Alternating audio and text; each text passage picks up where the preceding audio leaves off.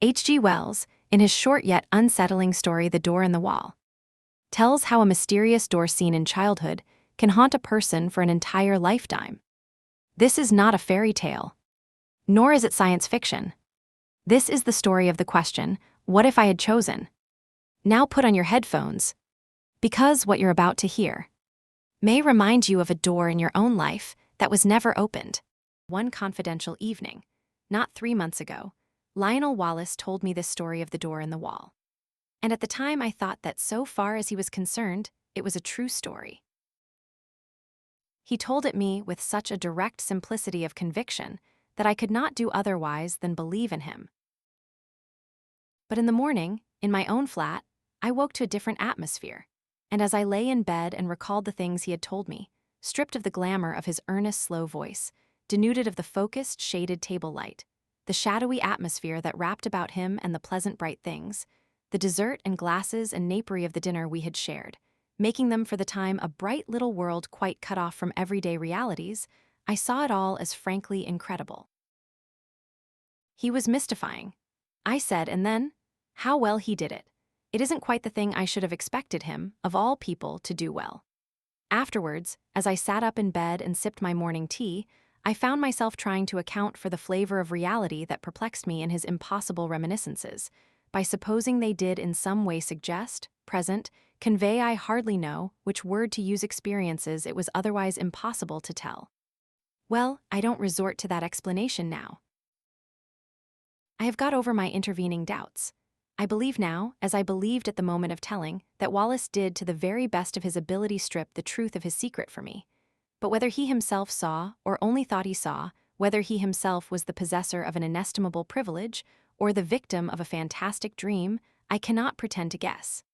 Even the facts of his death, which ended my doubts forever, throw no light on that. That much the reader must judge for himself. I forget now what chance comment or criticism of mine moved so reticent a man to confide in me.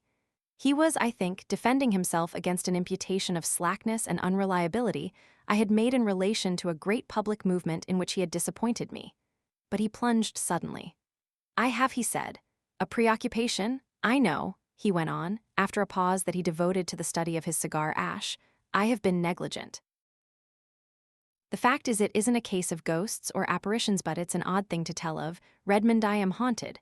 I am haunted by something that rather takes the light out of things, that fills me with longings. He paused, checked by that English shyness that so often overcomes us when we would speak of moving or grave or beautiful things. You were at St. Athelstan's all through, he said, and for a moment that seemed to me quite irrelevant. Well, and he paused. Then very haltingly at first, but afterwards more easily, he began to tell of the thing that was hidden in his life, the haunting memory of a beauty and a happiness that filled his heart with insatiable longings that made all the interests and spectacle of worldly life seem dull and tedious and vain to him. Now that I have the clue to it, the thing seems written visibly in his face. I have a photograph in which that look of detachment has been caught and intensified. It reminds me of what a woman once said of him, a woman who had loved him greatly. Suddenly, she said, the interest goes out of him. He forgets you. He doesn't care a rap for you under his very nose. Yet the interest was not always out of him, and when he was holding his attention to a thing, Wallace could contrive to be an extremely successful man. His career, indeed, is set with successes.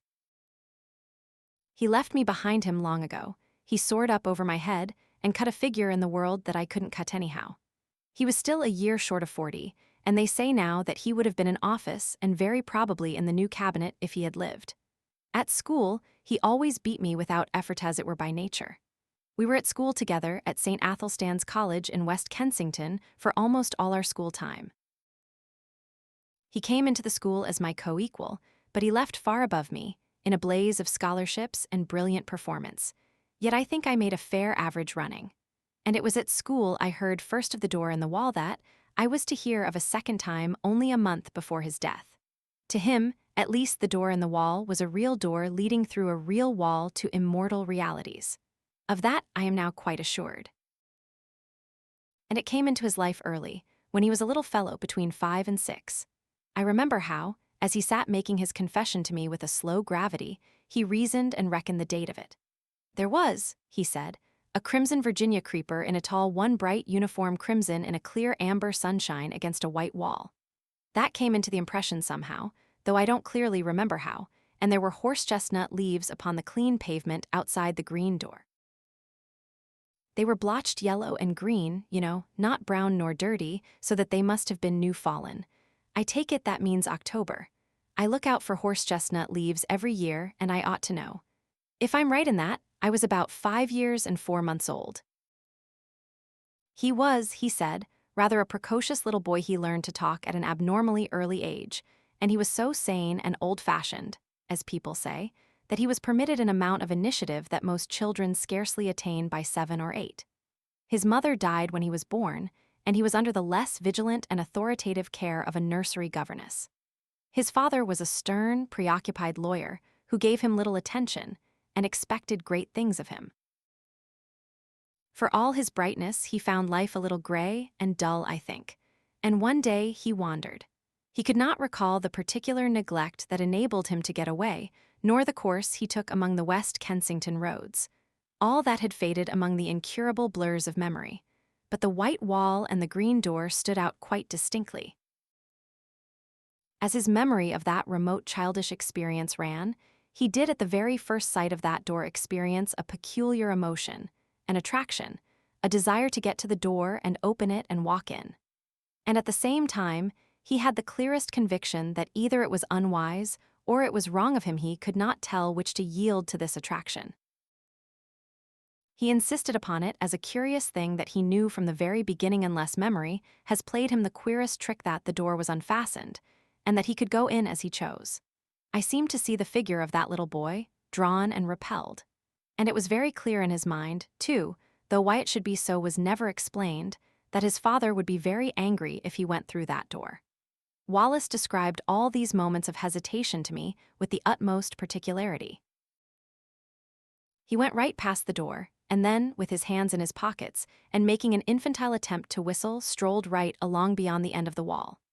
There he recalls a number of mean, dirty shops, and particularly that of a plumber and decorator, with a dusty disorder of earthenware pipes, sheet lead ball taps, pattern books of wallpaper, and tins of enamel. He stood pretending to examine these things, and coveting, passionately desiring the green door. Then, he said, he had a gust of emotion. He made a run for it, lest hesitation should grip him again.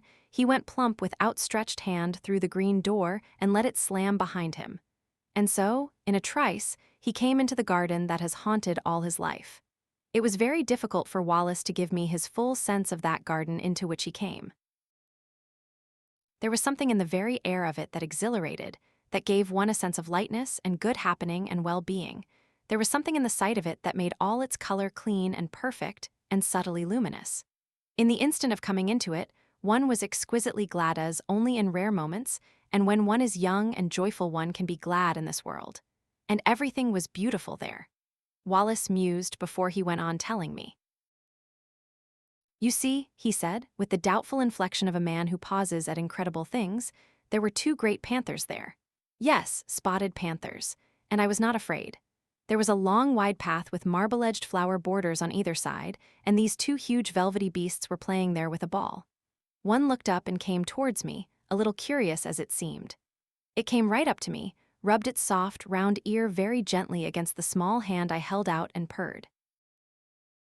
It was, I tell you, an enchanted garden, I know, and the size, oh, it stretched far and wide this way and that. I believe there were hills far away. Heaven knows where West Kensington had suddenly got to, and somehow it was just like coming home. In the very moment the door swung to behind me, I forgot the road with its fallen chestnut leaves, its cabs and tradesmen's carts. I forgot the sort of gravitational pull back to the discipline and obedience of home. I forgot all hesitations and fear, forgot discretion, forgot all the intimate realities of this life. I became in a moment a very glad and wonder-happy little boy in another world. It was a world with a different quality, a warmer, more penetrating and mellower light, with a faint clear gladness in its air, and wisps of sun-touched cloud in the blueness of its sky.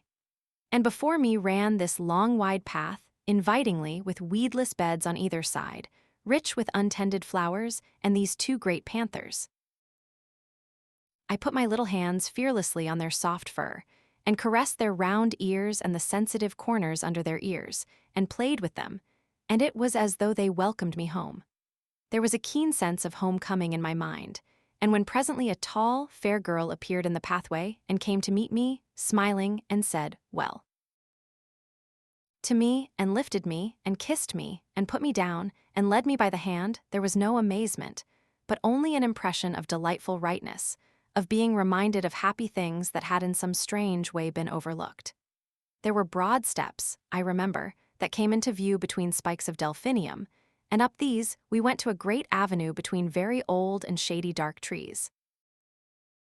All down this avenue, between the red chap stems, were marble seats of honor and statuary, and very tame and friendly white doves. And along this avenue my girlfriend led me. Looking down I recall the pleasant lines, the finely modeled chin of her sweet kind face asking me questions in a soft, agreeable voice, and telling me things, pleasant things I know, though what they were I was never able to recall.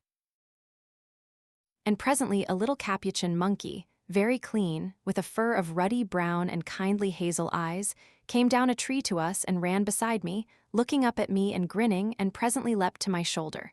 So we went on our way in great happiness. He paused. "Go on," I said. "I remember little things." We passed an old man musing among laurels, I remember, and a place gay with paroquets, and came through a broad shaded colonnade to a spacious cool palace, full of pleasant fountains, full of beautiful things, full of the quality and promise of heart's desire. And there were many things and many people, some that still seem to stand out clearly and some that are a little vague, but all these people were beautiful and kind. In some way I don't know how it was conveyed to me that they all were kind to me, glad to have me there, and filling me with gladness by their gestures, by the touch of their hands, by the welcome and love in their eyes. Yes, he mused for a while. Playmates I found there. That was very much to me, because I was a lonely little boy. They played delightful games in a grass-covered court where there was a sundial set about with flowers, and as one played one loved. But it's odd there's a gap in my memory. I don't remember the games we played. I never remembered. Afterwards, as a child, I spent long hours trying, even with tears, to recall the form of that happiness. I wanted to play it all over again in my nursery by myself. No, all I remember is the happiness and two dear playfellows who were most with me. Then presently came a somber dark woman, with a grave, pale face and dreamy eyes, a somber woman wearing a soft long robe of pale purple, who carried a book and beckoned and took me aside with her into a gallery above a hall, though my playmates were loth to have me go, and ceased their game and stood watching as I was carried away. "Come back to us," they cried. "Come back to us soon." I looked up at her face, but she heeded them not at all. Her face was very gentle and grave. She took me to a seat in the gallery, and I stood beside her, ready to look at her book as she opened it upon her knee. The pages fell open. She pointed, and I looked, marveling, for in the living pages of that book I saw myself. It was a story about myself, and in it were all the things that had happened to me since ever I was born. It was wonderful to me, because the pages of that book were not pictures, you understand, but realities. Wallace paused, gravely looked at me doubtfully. "Go on," I said. "I understand. They were realities, yes, they must have been. People moved, and things came and went in them. My dear mother, whom I had near forgotten. Then my father, stern and upright, the servants, the nursery, all the familiar things of home. Then the front door and the busy streets, with traffic to and fro. I looked and marveled, and looked half doubtfully again into the woman's face and turned the pages over, skipping this and that, to see more of this book and more, and so at last I came to myself hovering and hesitating outside the green door in the long white wall, and felt again the conflict and the fear. And next, I cried and would have turned on, but the cool hand of the grave woman delayed me. Next. I insisted, and struggled gently with her hand, pulling up her fingers with all my childish strength, and as she yielded and the page came over, she bent down upon me like a shadow and kissed my brow. But the page did not show the enchanted garden, nor the panthers, nor the girl who had led me by the hand, nor the playfellows who had been so loth to let me go. It showed a long gray street in West Kensington on that chill hour of afternoon before the lamps are lit, and I was there, a wretched little figure, weeping aloud, for all that I could do to restrain myself, and I was weeping because I could not return to my dear playfellows who had called after me, "Come back to us. Come back to us soon." I was there. This was no page in a book, but harsh reality. That enchanted place and the restraining hand of the grave mother at whose knee I stood had gone. Whither have they gone? He halted again and remained for a time, staring into the fire. Oh, the wretchedness of that return. He murmured. "Well," I said after a minute or so. Poor little wretch, I was brought back to this gray world again. As I realized the fullness of what had happened to me, I gave way to quite ungovernable grief. And the shame and humiliation of that public weeping and my disgraceful homecoming remain with me still. I see again the benevolent-looking old gentleman in gold spectacles who stopped and spoke to me, prodding me first with his umbrella. "Poor little chap," said he, "and are you lost then?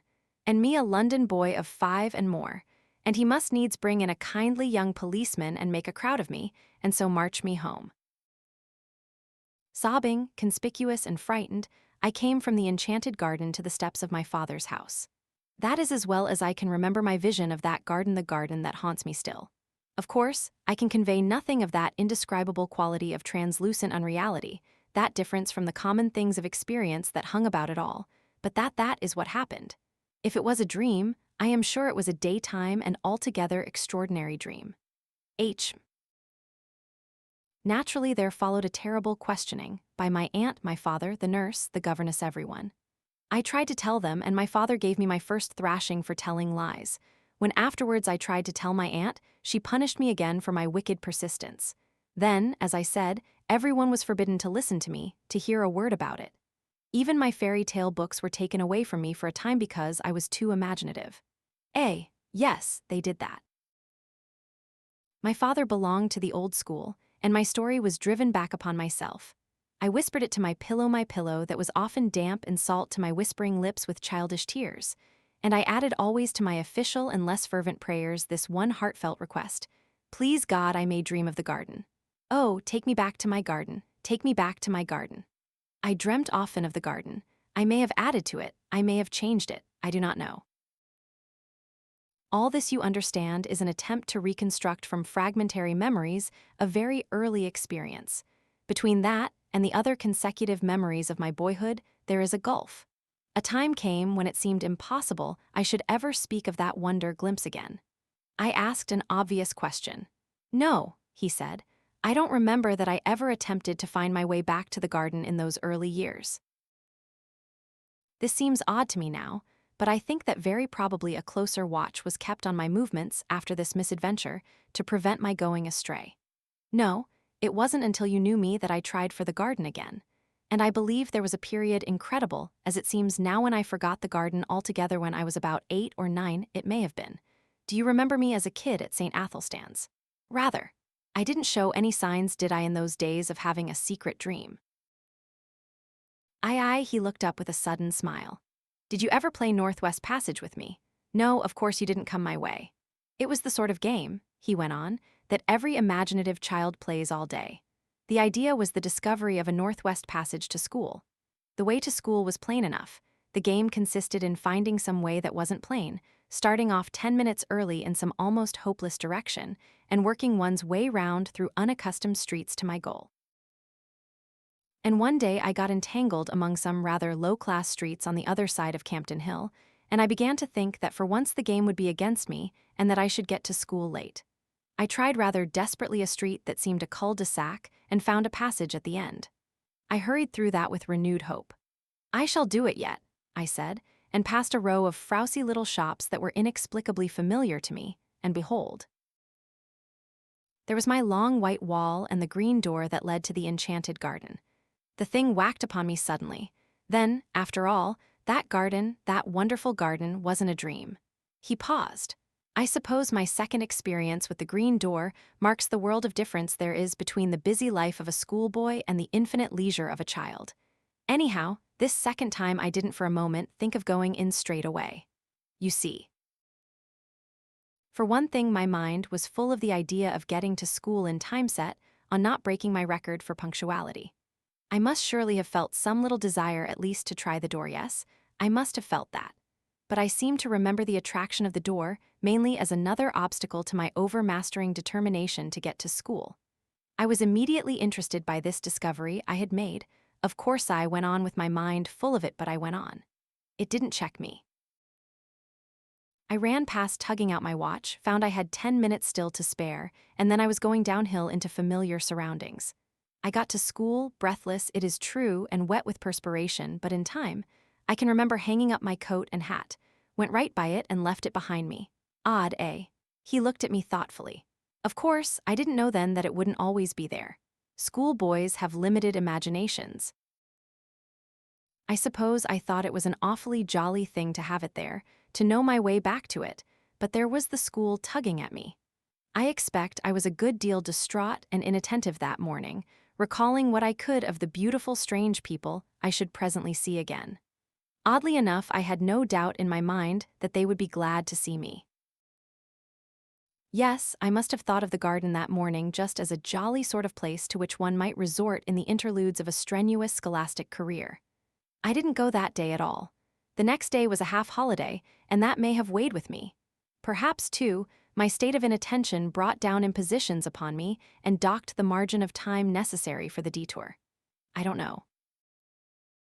What I do know is that in the meantime the enchanted garden was so much upon my mind that I could not keep it to myself. I told what was his name. A ferrety-looking youngster we used to call Squiff. Young Hopkins, said I. Hopkins it was. I did not like telling him. I had a feeling that in some way it was against the rules to tell him, but I did. He was walking part of the way home with me. He was talkative, and if we had not talked about the enchanted garden we should have talked of something else, and it was intolerable to me to think about any other subject. So I blabbed. Well, he told my secret. The next day in the play interval I found myself surrounded by half a dozen bigger boys, half teasing and wholly curious to hear more of the enchanted garden. There was that big Fawcett, you remember him, and Carnaby and Morley Reynolds. You weren't there by any chance.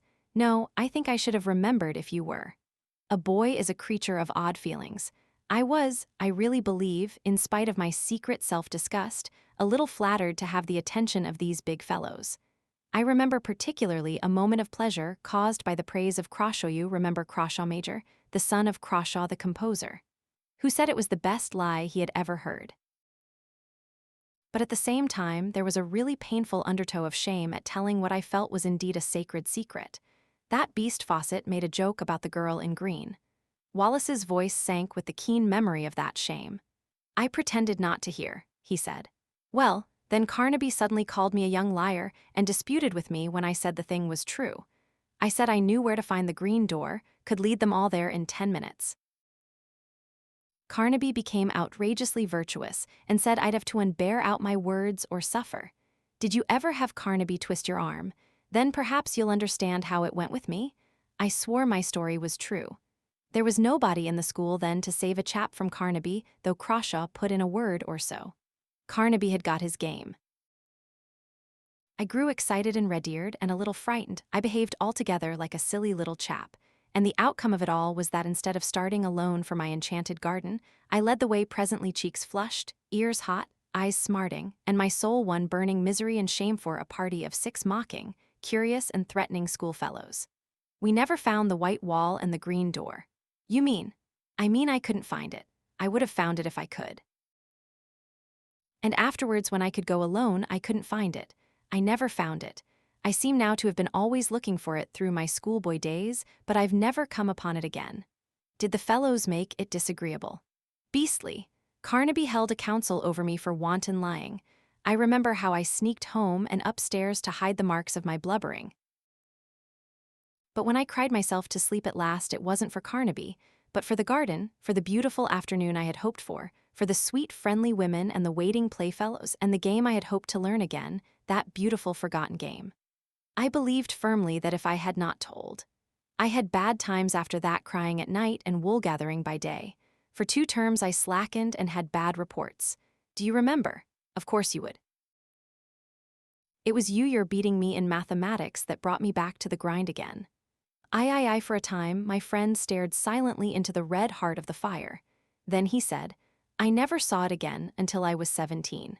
It leapt upon me for the third time as I was driving to Paddington on my way to Oxford and a scholarship. I had just one momentary glimpse. I was leaning over the apron of my hansom, smoking a cigarette, and no doubt thinking myself no end of a man of the world, and suddenly there was the door, the wall, the dear sense of unforgettable and still attainable things. We clattered by, too taken by surprise to stop my cab until we were well past and round a corner. Then I had a queer moment, a double and divergent movement of my will. I tapped the little door in the roof of the cab and brought my arm down to pull out my watch. "Yes, sir," said the cabman smartly. Well, it's nothing," I cried. "My mistake. We haven't much time, go on." And he went on.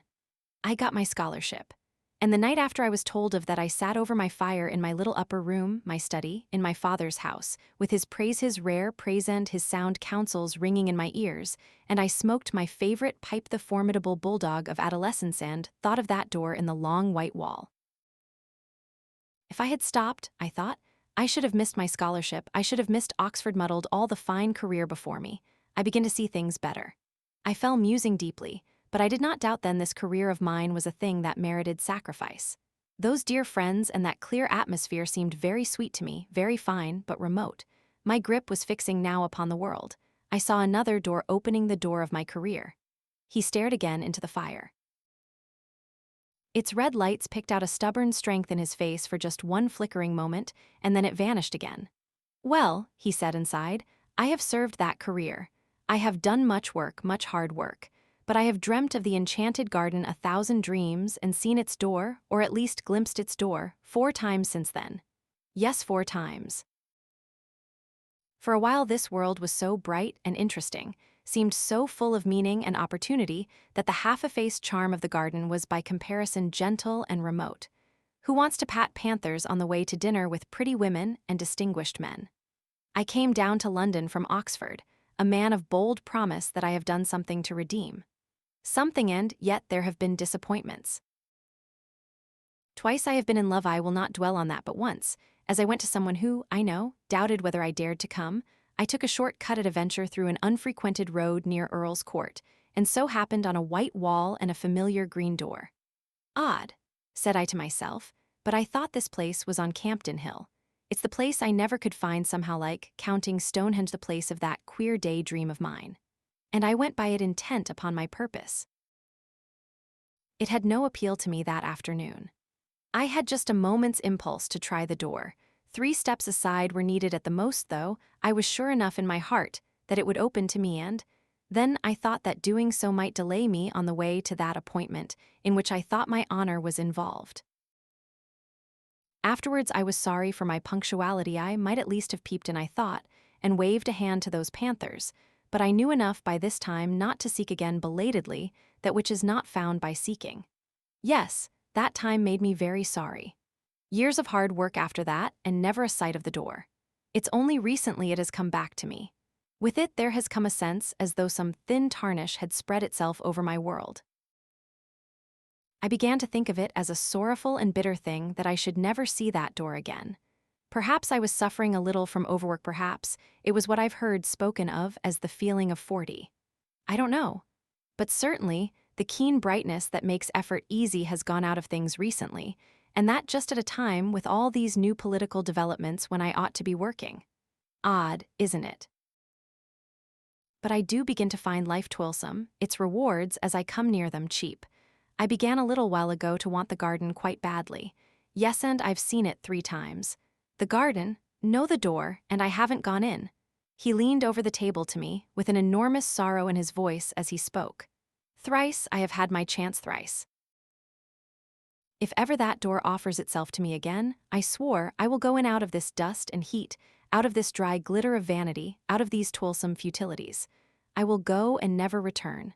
This time I will stay. I swore it, and when the time came I didn't go. 3 times in 1 year have I passed that door and failed to enter. 3 times in the last year. The first time was on the night of the snatch division on the Tenants' Redemption Bill, on which the government was saved by a majority of 3. You remember. No one on our side, perhaps very few on the opposite side, expected the end that night. Then the debate collapsed like eggshells. I and Hotchkiss were dining with his cousin at Brentford, We were both unpaired, and we were called up by telephone and set off at once in his cousin's motor. We got in barely in time, and on the way we passed my wall and door livid in the moonlight, blotched with hot yellow as the glare of our lamps lit it, but unmistakable. "My God," cried I. "What?" said Hotchkiss. "Nothing," I answered, and the moment passed. "I've made a great sacrifice," I told the whip as I got in. "They all have," he said, and hurried by. "I do not see how I could have done otherwise then." And the next occasion was as I rushed to my father's bedside to bid that stern old man farewell. Then, too, the claims of life were imperative. But the third time was different. It happened a week ago. It fills me with hot remorse to recall it. I was with Gurker and Ralph's. It's no secret now, you know, that I've had my talk with Gurker. We had been dining at Frobisher's, and the talk had become intimate between us. The question of my place in the reconstructed ministry lay always just over the boundary of the discussion. Yes, that's all settled. It needn't be talked about yet, but there's no reason to keep a secret from you. Yes, thanks, but let me tell you my story. Then, on that night, things were very much in the air. My position was a very delicate one. I was keenly anxious to get some definite word from Gurker, but was hampered by Ralph's presence. I was using the best power of my brain to keep that light and careless talk not too obviously directed to the point that concerns me. I had to. Ralph's behavior since has more than justified my caution. Ralph's, I knew, would leave us beyond the Kensington High Street, and then I could surprise Gurker by a sudden frankness. One has sometimes to resort to these little devices. And then it was that in the margin of my field of vision I became aware once more of the white wall, the green door before us down the road. We passed it talking. I passed it.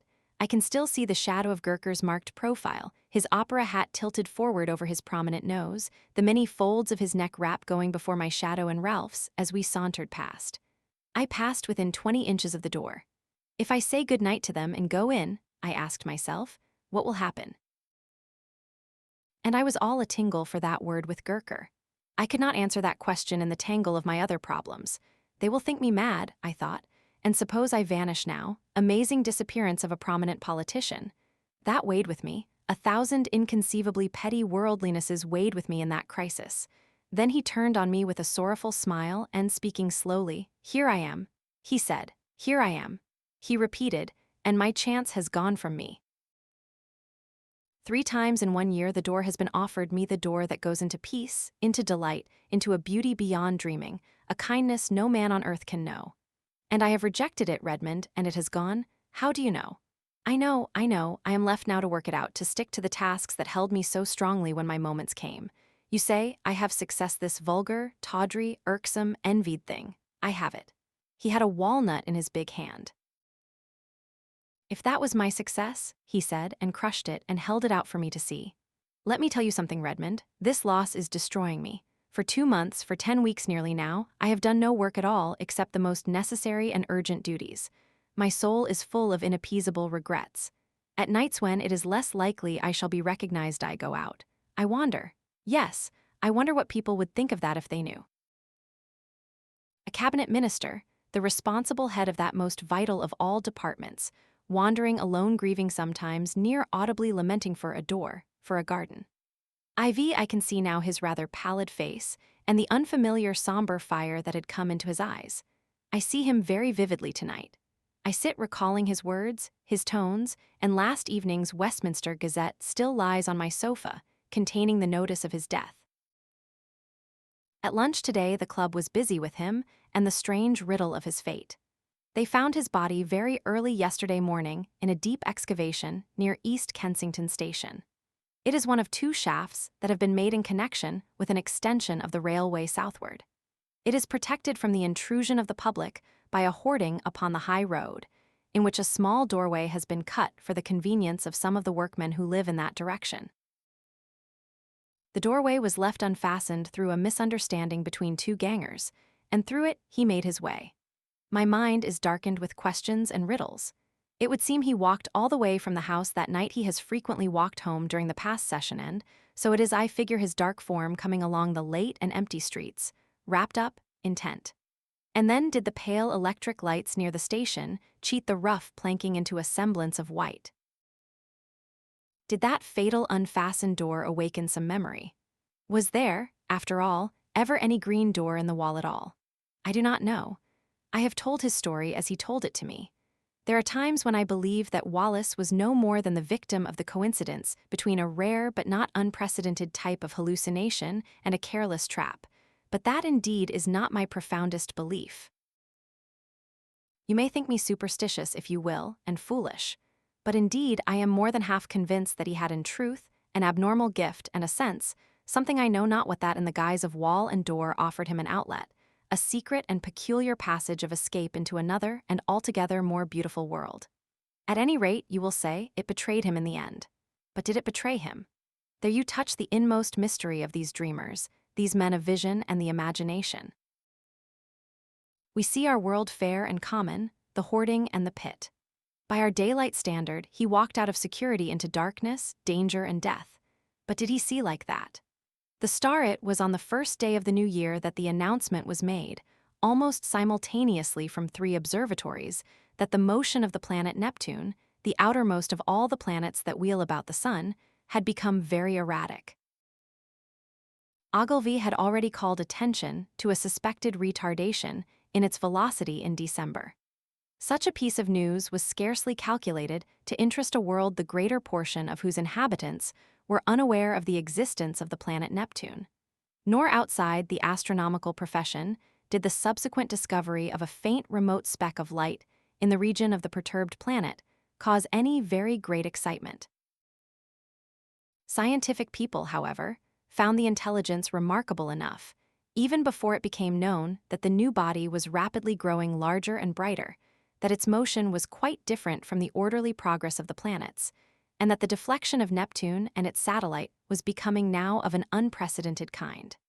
Few people without a training in science can realize the huge isolation of the solar system.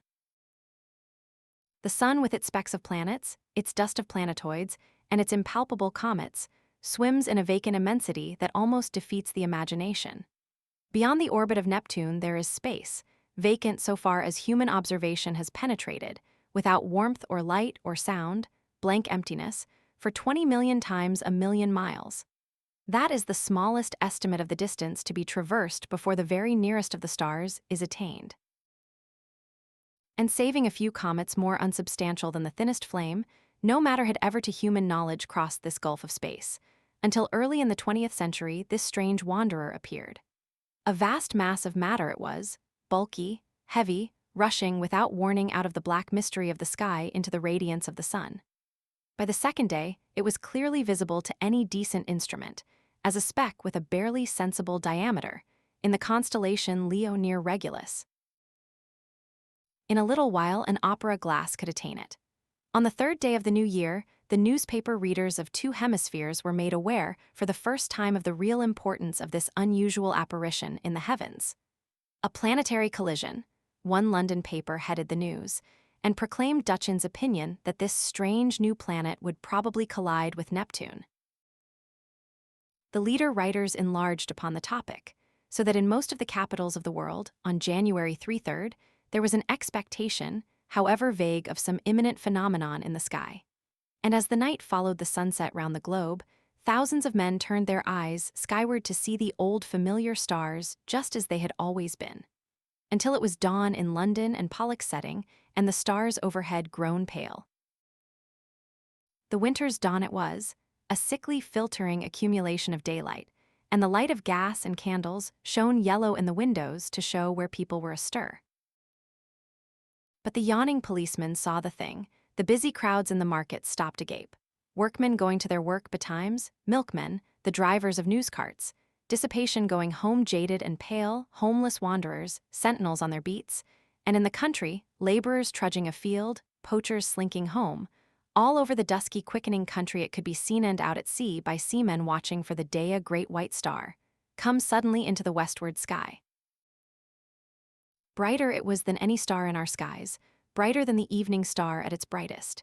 It still glowed out white and large, no mere twinkling spot of light, but a small, round, clear, shining disk, an hour after the day had come.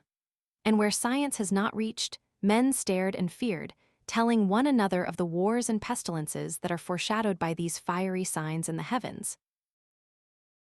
Sturdy Boers, dusky Hottentots, Gold Coast Negroes, Frenchmen, Spaniards, Portuguese stood in the warmth of the sunrise watching the setting of this strange new star.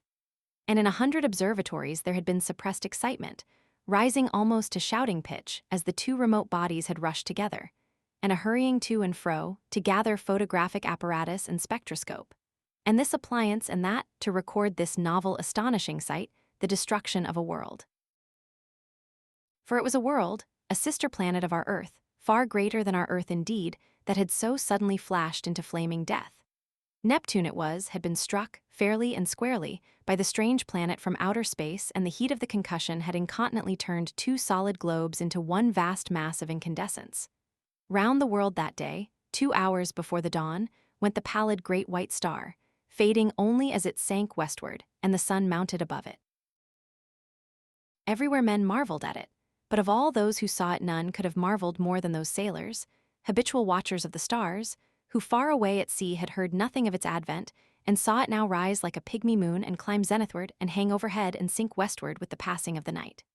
And when next it rose over Europe, everywhere were crowds of watchers on hilly slopes, on house roofs, in open spaces, staring eastward for the rising of the great new star. It rose with a white glow in front of it, like the glare of a white fire, and those who had seen it come into existence the night before cried out at the sight of it. "It is larger," they cried. "It is brighter." And, indeed, the moon, a quarter full and sinking in the west, was in its apparent size beyond comparison, but scarcely in all its breadth had it as much brightness now as the little circle of the strange new star.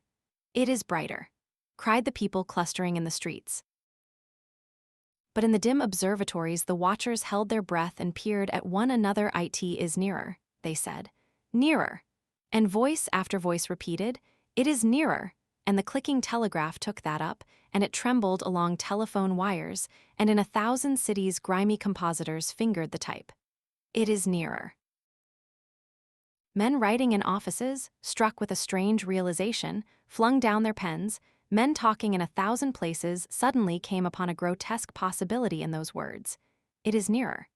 It hurried along wakening streets.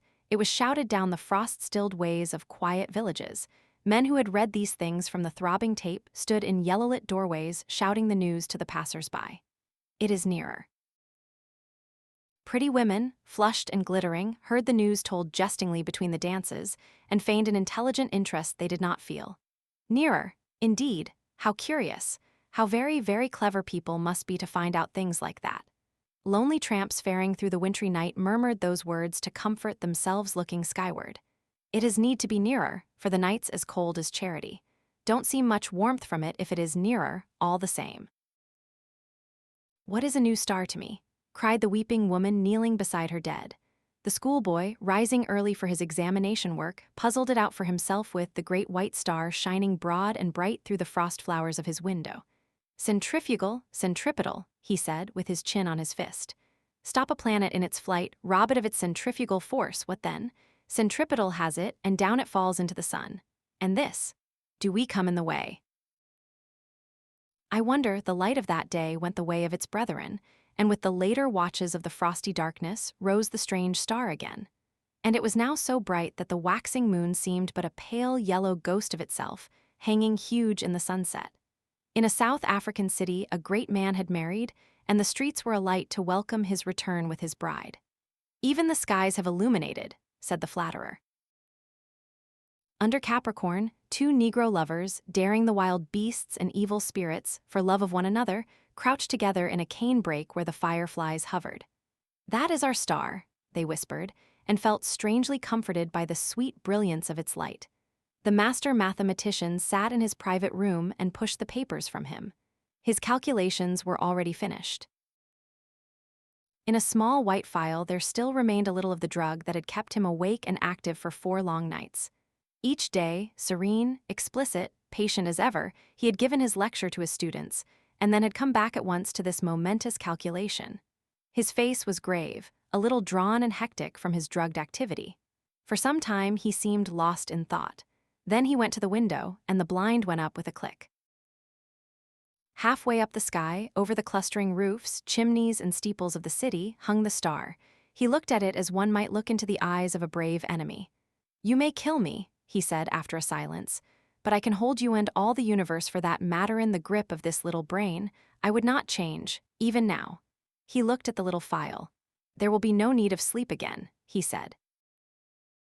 The next day at noon punctual to the minute, he entered his lecture theater, put his hat on the end of the table as his habit was, and carefully selected a large piece of chalk. It was a joke among his students that he could not lecture without that piece of chalk to fumble in his fingers, and once he had been stricken to impotence by their hiding his supply. He came and looked under his gray eyebrows at the rising tiers of young fresh faces and spoke with his accustomed studied commonness of phrasing. "Circumstances have arisen, circumstances beyond my control," he said and paused, "which will debar me from completing the course I had designed. It would seem, gentlemen, if I may put the thing clearly and briefly, that man has lived in vain." The students glanced at one another. Had they heard aright? Mad. Raised eyebrows and grinning lips there were, but one or two faces remained intent upon his calm gray-fringed face. "It will be interesting," he was saying, "to devote this morning to an exposition, so far as I can make it clear to you, of the calculations that have led me to this conclusion. Let us assume," he turned towards the blackboard, meditating a diagram in the way that was usual to him. "What was that about 'lived in vain'?" whispered one student to another. "Listen," said the other, nodding towards the lecturer. And presently they began to understand. That night the star rose later, for its proper eastward motion had carried it some way across Leo towards Virgo, and its brightness was so great that the sky became a luminous blue as it rose, and every star was hidden in its turn, save only Jupiter near the zenith, Capella, Aldebaran, Sirius, and the pointers of the Bear. It was very white and beautiful. In many parts of the world that night a pallid halo encircled it about. It was perceptibly larger. In the clear refractive sky of the tropics, it seemed as if it were nearly a quarter the size of the moon. The frost was still on the ground in England, but the world was as brightly lit as if it were midsummer moonlight. One could see to read quite ordinary print by that cold, clear light, and in the cities the lamps burnt yellow and wan. And everywhere the world was awake that night, and throughout Christendom a somber murmur hung in the keen air over the countryside like the belling of bees in the heather, and this murmurous tumult grew to a clangor in the cities. It was the tolling of the bells in a million belfry towers and steeples, summoning the people to sleep no more, to sin no more, but to gather in their churches and pray. And overhead, growing larger and brighter as the earth rolled on its way and the night passed, rose the dazzling star. And the streets and houses were alight in all the cities, the shipyards glared, and whatever roads led to high country were lit and crowded all night long. And in all the seas about the civilized lands, ships with throbbing engines and ships with bellying sails, crowded with men and living creatures, were standing out to ocean and the north. For already the warning of the master mathematician had been telegraphed all over the world and translated into 100 tongues. The new planet and Neptune, locked in a fiery embrace, were whirling headlong, ever faster and faster towards the sun. Already every second this blazing mass flew 100 miles, and every second its terrific velocity increased. As it flew now, indeed, it must pass 100 million of miles wide of the Earth and scarcely affect it. But near its destined path, as yet only slightly perturbed, spun the mighty planet Jupiter and his moons sweeping splendid round the sun. Every moment now the attraction between the fiery star and the greatest of the planets grew stronger. And the result of that attraction? Inevitably Jupiter would be deflected from its orbit into an elliptical path, and the burning star, swung by his attraction wide of its sunward rush, would describe a curved path and perhaps collide with, and certainly pass very close to, our Earth. Earthquakes, volcanic outbreaks, cyclones, sea waves, floods, and a steady rise in temperature to I know not what limit, so prophesied the master mathematician. And overhead, to carry out his words, lonely and cold and livid, blazed the star of the coming doom. To many who stared at it that night until their eyes ached, it seemed that it was visibly approaching. And that night, too, the weather changed, and the frost that had gripped all Central Europe and France and England softened towards a thaw. But you must not imagine, because I have spoken of people praying through the night, and people going aboard ships and people fleeing toward mountainous country, that the whole world was already in a terror because of the star. As a matter of fact, use and wants still ruled the world, and save for the talk of idle moments and the splendor of the night, 9 human beings out of 10 were still busy at their common occupations. In all the cities, the shops, save one here and there, opened and closed at their proper hours. The doctor and the undertaker plied their trades. The workers gathered in the factories, soldiers drilled, scholars studied, lovers sought one another, thieves lurked and fled, politicians planned their schemes. The presses of the newspapers roared through the night, and many a priest of this church and that would not open his holy building to further what he considered a foolish panic.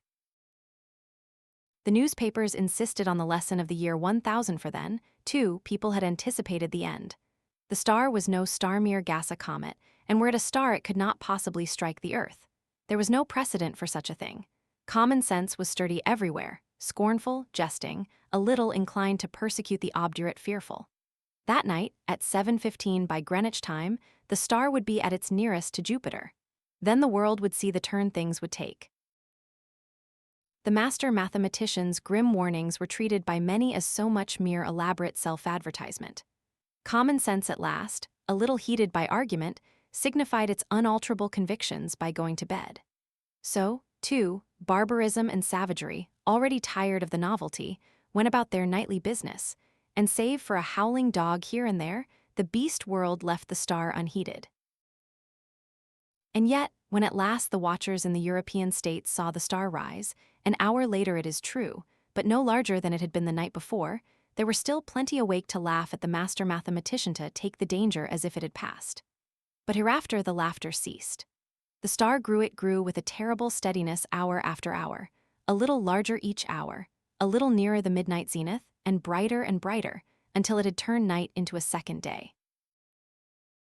Had it come straight to the earth instead of in a curved path, had it lost no velocity to Jupiter, it must have leapt the intervening gulf in a day, but as it was it took 5 days altogether to come by our planet. The next night it had become a third the size of the moon before it set to English eyes, and the thaw was assured. It rose over America near the size of the moon, but blinding white to look at, and hot, and a breath of hot wind blew now with its rising and gathering strength, and in Virginia and Brazil, and down the St. Lawrence Valley, it shone intermittently through a driving reek of thunderclouds, flickering violet lightning, and hail unprecedented. In Manitoba was a thaw and devastating floods. And upon all the mountains of the earth, the snow and ice began to melt that night, and all the rivers coming out of high country flowed thick and turbid, and soon in their upper reaches, with swirling trees and the bodies of beasts and men. They rose steadily in the ghostly brilliance, and came trickling over their banks at last, behind the flying population of their valleys. And along the coast of Argentina, and up the South Atlantic, the tides were higher than had ever been in the memory of man, and the storms drove the waters in many cases scores of miles inland, drowning whole cities. And so great grew the heat during the night that the rising of the sun was like the coming of a shadow. The earthquakes began and grew until all down America from the Arctic Circle to Cape Horn, hillsides were sliding, fissures were opening, and houses and walls crumbling to destruction. The whole side of Cotopaxi slipped out in one vast convulsion, and a tumult of lava poured out so high and broad and swift and liquid that in one day it reached the sea. So the star, with the wan moon in its wake, marched across the Pacific, trailed the thunderstorms like the hem of a robe, and the growing tidal wave that twalled behind it, frothing and eager, poured over island and swept them clear of men. Until that wave came at last in a blinding light, and with the breath of a furnace, swift and terrible it came a wall of water, 50 feet high, roaring hungrily, upon the long coasts of Asia, and swept inland across the plains of China. For a space the star, hotter now and larger and brighter than the sun in its strength, showed with pitiless brilliance the wide and populous country, towns and villages with their pagodas and trees, roads, wide cultivated fields, millions of sleepless people staring in helpless terror at the incandescent sky. And then, low and growing, came the murmur of the flood. And thus it was with millions of men that night a flight no hither, with limbs heavy with heat and breath fierce and scant, and the flood like a wall swift and white behind. And then death. China was lit glowing white, but over Japan and Java, and all the islands of Eastern Asia, the great star was a ball of dull red fire, because of the steam and smoke and ashes the volcanoes were spouting forth to salute its coming. Above was the lava, hot gases and ash, and below the seething floods, and the whole earth swayed and rumbled with the earthquake shocks. Soon the immemorial snows of Thibet and the Himalaya were melting and pouring down by 10 million deepening converging channels upon the plains of Burma and Hindustan. The tangled summits of the Indian jungles were aflame in 1,000 places, and below the hurrying waters around the stems were dark objects that still struggled feebly and reflected the blood-red tongues of fire. And in a rudderless confusion, a multitude of men and women fled down the broad riverways to that one last hope of men, the open sea. Larger grew the star, and larger, hotter, and brighter with a terrible swiftness now. The tropical ocean had lost its phosphorescence, and the whirling steam rose in ghostly wreaths from the black waves that plunged incessantly, speckled with storm-tossed ships. And then came a wonder. It seemed to those who in Europe watched for the rising of the star that the world must have ceased its rotation. In 1,000 open spaces of down and upland, the people who had fled thither from the floods and the falling houses and sliding slopes of hill watched for that rising in vain. Hour followed hour through a terrible suspense, and the star rose not. Once again men set their eyes upon the old constellations they had counted lost to them forever. In England it was hot and clear overhead, though the ground quivered perpetually, but in the tropics, Sirius and Capella and Aldebaran showed through a veil of steam. And when at last the great star rose near 10 hours late, the sun rose close upon it, and in the center of its white heart was a disk of black. Over Asia it was the star had begun to fall behind the movement of the sky, and then suddenly, as it hung over India, its light had been veiled.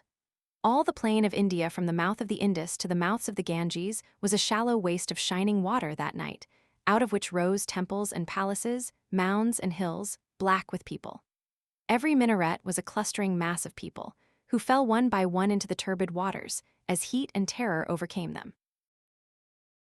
The whole land seemed a wailing, and suddenly there swept a shadow across that furnace of despair, and a breath of cold wind, and a gathering of clouds out of the cooling air. Men looking up, near blinded at the star, saw that a black disk was creeping across the light. It was the moon, coming between the star and the earth. And even as men cried to God at this respite, out of the east with a strange, inexplicable swiftness sprang the sun. And then star, sun and moon rushed together across the heavens.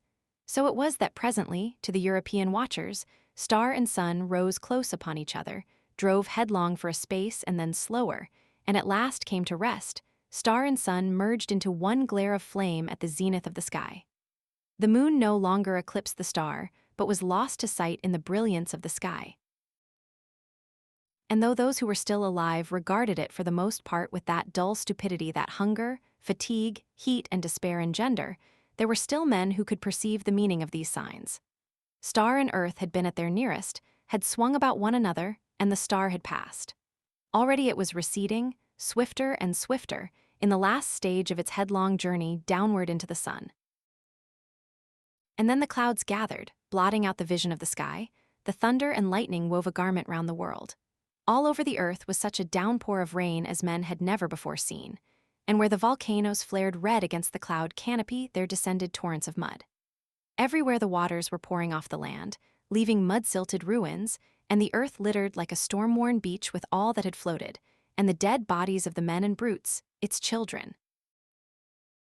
For days the water streamed off the land, sweeping away soil and trees and houses in the way, and piling huge dikes and scooping out titanic gullies over the countryside. Those were the days of darkness that followed the star and the heat. All through them, and for many weeks and months, the earthquakes continued. But the star had passed, and men, hunger-driven and gathering courage only slowly, might creep back to their ruined cities, buried granaries, and sodden fields. Such few ships as had escaped the storms of that time came stunned and shattered, and sounding their way cautiously through the new marks and shoals of once familiar ports. And as the storms subsided, men perceived that everywhere the days were hotter than of yore, and the sun larger, and the moon, shrunk to a third of its former size, took now 80 days between its new and new. But of the new brotherhood that grew presently among men, of the saving of laws and books and machines, of the strange change that had come over Iceland and Greenland and the shores of Baffin's Bay, so that the sailors coming there presently found them green and gracious, and could scarce believe their eyes, this story does not tell. Nor of the movement of mankind, now that the earth was hotter, northward and southward towards the poles of the earth. It concerns itself only with the coming and the passing of the star. The Martian astronomers, for there are astronomers on Mars, although they are very different beings from men, were naturally profoundly interested by these things. They saw them from their own standpoint, of course. Considering the mass and temperature of the missile that was flung through our solar system into the sun, one wrote, it is astonishing what a little damage the earth, which it missed so narrowly, has sustained. All the familiar continental markings and the masses of the seas remain intact, and indeed the only difference seems to be a shrinkage of the white discoloration, supposed to be frozen water round either pole, which only shows how small the vastest of human catastrophes may seem at a distance of a few million miles. A dream of Armageddon, the man with the white face entered the carriage at Rugby. He moved slowly in spite of the urgency of his porter, and even while he was still on the platform I noted how ill he seemed. He dropped into the corner over against me with a sigh, made an incomplete attempt to arrange his traveling shawl, and became motionless with his eyes staring vacantly. Presently he was moved by a sense of my observation, looked up at me, and put out a spiritless hand for his newspaper. Then he glanced again in my direction. I feigned to I feared I had unwittingly embarrassed him, and in a moment I was surprised to find him speaking. I beg your pardon, said I. That book, he repeated, pointing a lean finger, is about dreams. Obviously, I answered, for it was Fortnum Roscoe's Dream States and the title was on the cover. He hung silent for a space as if he sought words. Yes, he said at last, but they tell you nothing. I did not catch his meaning for a second. They don't know, he added. I looked a little more attentively at his face. There are dreams, he said, and dreams, that sort of proposition I never dispute. I suppose, he hesitated. Do you ever dream? I mean vividly. I dream very little, I answered. I doubt if I have 3 vivid dreams in a year. Ah, he said, and seemed for a moment to collect his thoughts. Your dreams don't mix with your memories. He asked abruptly. You don't find yourself in doubt, did this happen or did it not? Hardly ever. Except just for a momentary hesitation now and then. I suppose few people do. Does he say? He indicated the book. Says it happens at times, and gives the usual explanation about intensity of impression and the like to account for its not happening as a rule. I suppose you know something of these theories, very little except that they are wrong. His emaciated hand played with the strap of the window for a time. I prepared to resume reading, and that seemed to precipitate his next remark. He leant forward almost as though he would touch me. Isn't there something called consecutive dreaming that goes on night after night? I believe there is. There are cases given in most books on mental trouble. Mental trouble. Yes, I dare say there are. It's the right place for them. But what I mean, he looked at his bony knuckles. Is that sort of thing always dreaming? Is it dreaming? Or is it something else? Mightn't it be something else? I should have snubbed his persistent conversation but for the drawn anxiety of his face. I remember now the look of his faded eyes and the lid's red stain. Perhaps you know that look. I'm not just arguing about a matter of opinion, he said. The thing's killing me. Dreams, if you call them dreams, night after night, vivid, so vivid. This, he indicated the landscape that went streaming by the window, seems unreal in comparison. I can scarcely remember who I am, what business I am on. He paused. Even now, the dream is always the same, do you mean? I asked. It's over. You mean, I died, smashed and killed, and now so much of me as that dream was is dead forever. I dreamt I was another man, you know, living in a different part of the world and in a different time. I dreamt that night after night. Night after night, I woke into that other life. Fresh scenes and fresh happenings until I came upon the last, when I died. And since then, no, he said. Thank God, that was the end of the dream. It was clear I was in for this dream, and after all, I had an hour before me, the light was fading fast, and Fortnum Roscoe has a dreary way with him. Living in a different time, I said. Do you mean in some different age? Yes. Past. No, to come. The year 3000, for example. I don't know what year it was. I did when I was asleep, when I was dreaming, that is, but not now that I am awake. There's a lot of things I have forgotten since I woke out of these dreams, though I knew them at the time when I suppose it was dreaming. They called the year differently from our way of calling the year. What did they call it? He put his hand to his forehead. No, said he, I forget. He sat smiling weakly. For a moment I feared he did not mean to tell me his dream. As a rule, I hate people who tell their dreams, but this struck me differently. I proffered assistance even. It began, I suggested. It was vivid from the first. I seemed to wake up in it suddenly, and it's curious that in these dreams I am speaking of I never remembered this life I am living now. It seemed as if the dream life was enough while it lasted. Perhaps, but I will tell you how I find myself when I do my best to recall it all. I don't remember anything clearly until I found myself sitting in a sort of loggia looking out over the sea. I had been dozing, and suddenly I woke up fresh and vivid, not a bit dreamlike, because the girl had stopped fanning me. The girl? Yes, the girl. You must not interrupt or you will put me out. He stopped abruptly. You won't think I'm mad, he said. No, I answered. You've been dreaming. Tell me your dream. I woke up, I say, because the girl had stopped fanning me. I was not surprised to find myself there or anything of that sort, you understand. I did not feel I had fallen into it suddenly. I simply took it up at that point. Whatever memory I had of this life, this 19th century life, faded as I woke, vanished like a dream. I knew all about myself, knew that my name was no longer Cooper but Head-On, and all about my position in the world. I've forgotten a lot since I woke. There's a want of connection, but it was all quite clear and matter of fact then. He hesitated again, gripping the window strap, putting his face forward and looking up to me appealingly. This seems bosh to you. No, I cried. Go on, tell me what this loggia was like. It was not really a loggia, I don't know what to call it. It faced south. It was small. It was all in shadow except the semicircle above the balcony that showed the sky and sea and the corner where the girl stood.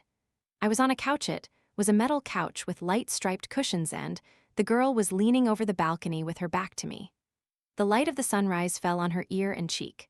Her pretty white neck and the little curls that nestled there, and her white shoulder were in the sun, and all the grace of her body was in the cool blue shadow. She was dressed, how can I describe it? It was easy and flowing. And altogether there she stood, so that it came to me how beautiful and desirable she was, as though I had never seen her before. And when at last I sighed and raised myself upon my arm, she turned her face to me. He stopped. I have lived 53 years in this world. I have had mother, sisters, friends, wife, and daughters, all their faces, the play of their faces, I know. But the face of this girlet is much more real to me. I can bring it back into memory so that I see it again. I could draw it or paint it. And after all, he stopped, but I said nothing. The face of a dream, the face of a dream. She was beautiful. Not that beauty which is terrible, cold, and worshipful like the beauty of a saint, nor that beauty that stirs fierce passions, but a sort of radiation, sweet lips that softened into smiles, and grave gray eyes. And she moved gracefully. She seemed to have part with all pleasant and gracious things. He stopped, and his face was downcast and hidden. Then he looked up at me and went on, making no further attempt to disguise his absolute belief in the reality of his story. You see, I had thrown up my plans and ambitions, thrown up all I had ever worked for or desired for her sake. I had been a master man away there in the north, with influence and property and a great reputation, but none of it had seemed worth having beside her. I had come to the place, this city of sunny pleasures, with her, and left all those things to wreck and ruin just to save a remnant at least of my life. While I had been in love with her before I knew that she had any care for me, before I had imagined that she would dare that we should dare, all my life had seemed vain and hollow, dust and ashes. It was dust and ashes. Night after night, and through the long days I had longed and desired, my soul had beaten against the thing forbidden. But it is impossible for one man to tell another just these things. It's a motion, it's a tint, a light that comes and goes. Only while it's there, everything changes everything. The thing is, I came away and left them in their crisis to do what they could. Left whom? I asked, puzzled. The people up in the north there. You see, in this dream, anyhow, I had been a big man, the sort of man men come to trust in, to group themselves about. Millions of men who had never seen me were ready to do things and risk things because of their confidence in me. I had been playing that game for years, that big laborious game, that vague, monstrous political game amidst intrigues and betrayals, speech and agitation. It was a vast, weltering world, and at last I had a sort of leadership against the gang, you know.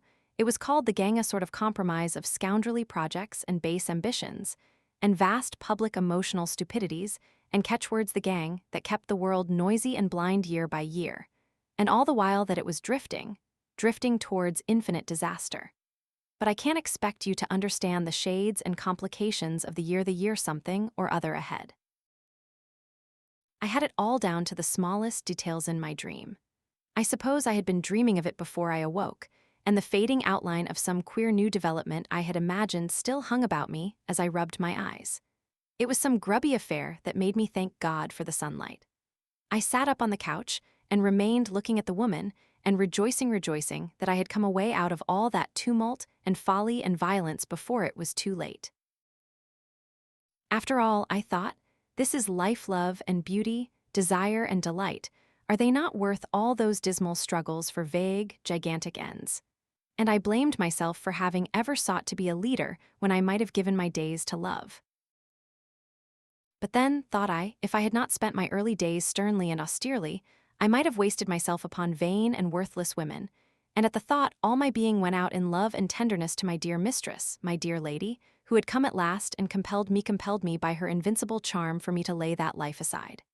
"You are worth it," I said, speaking without intending her to hear.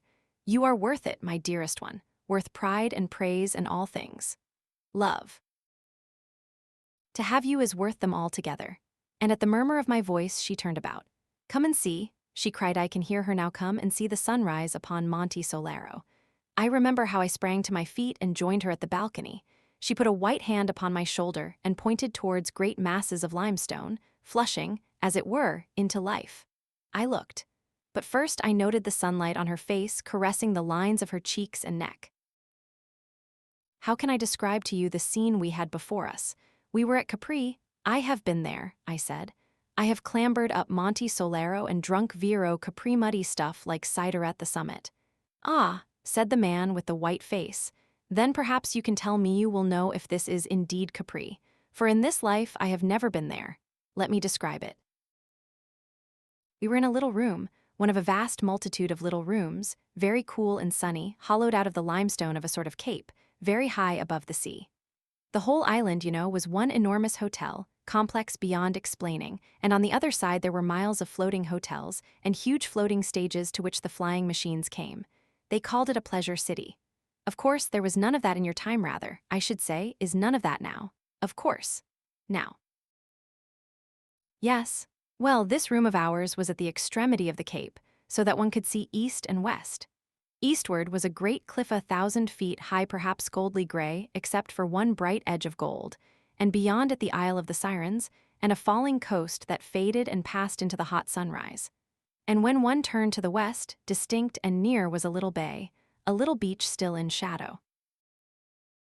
And out of that shadow rose Solero, straight and tall, flushed and golden crested, like a beauty throned, and the white moon was floating behind her in the sky. And before us from east to west stretched the many-tinted sea, all dotted with little sailing boats. To the eastward, of course, these little boats were gray and very minute and clear, but to the westward they were little boats of gold, shining gold almost like little flames. And just below us was a rock with an arch worn through it. The blue sea water broke to green and foam all round the rock, and a galley came gliding out of the arch. "I know that rock," I said. "I was nearly drowned there. It is called the Faraglione." "Faraglione, yes, she called it that," answered the man with the white face. There was some story, but that he put his hand to his forehead again. "No," he said, "I forget that story." Well, that is the first thing I remember, the first dream I had, that little shaded room and the beautiful air and sky, and that dear lady of mine, with her shining arms and her graceful robe, and how we sat and talked in half whispers to one another.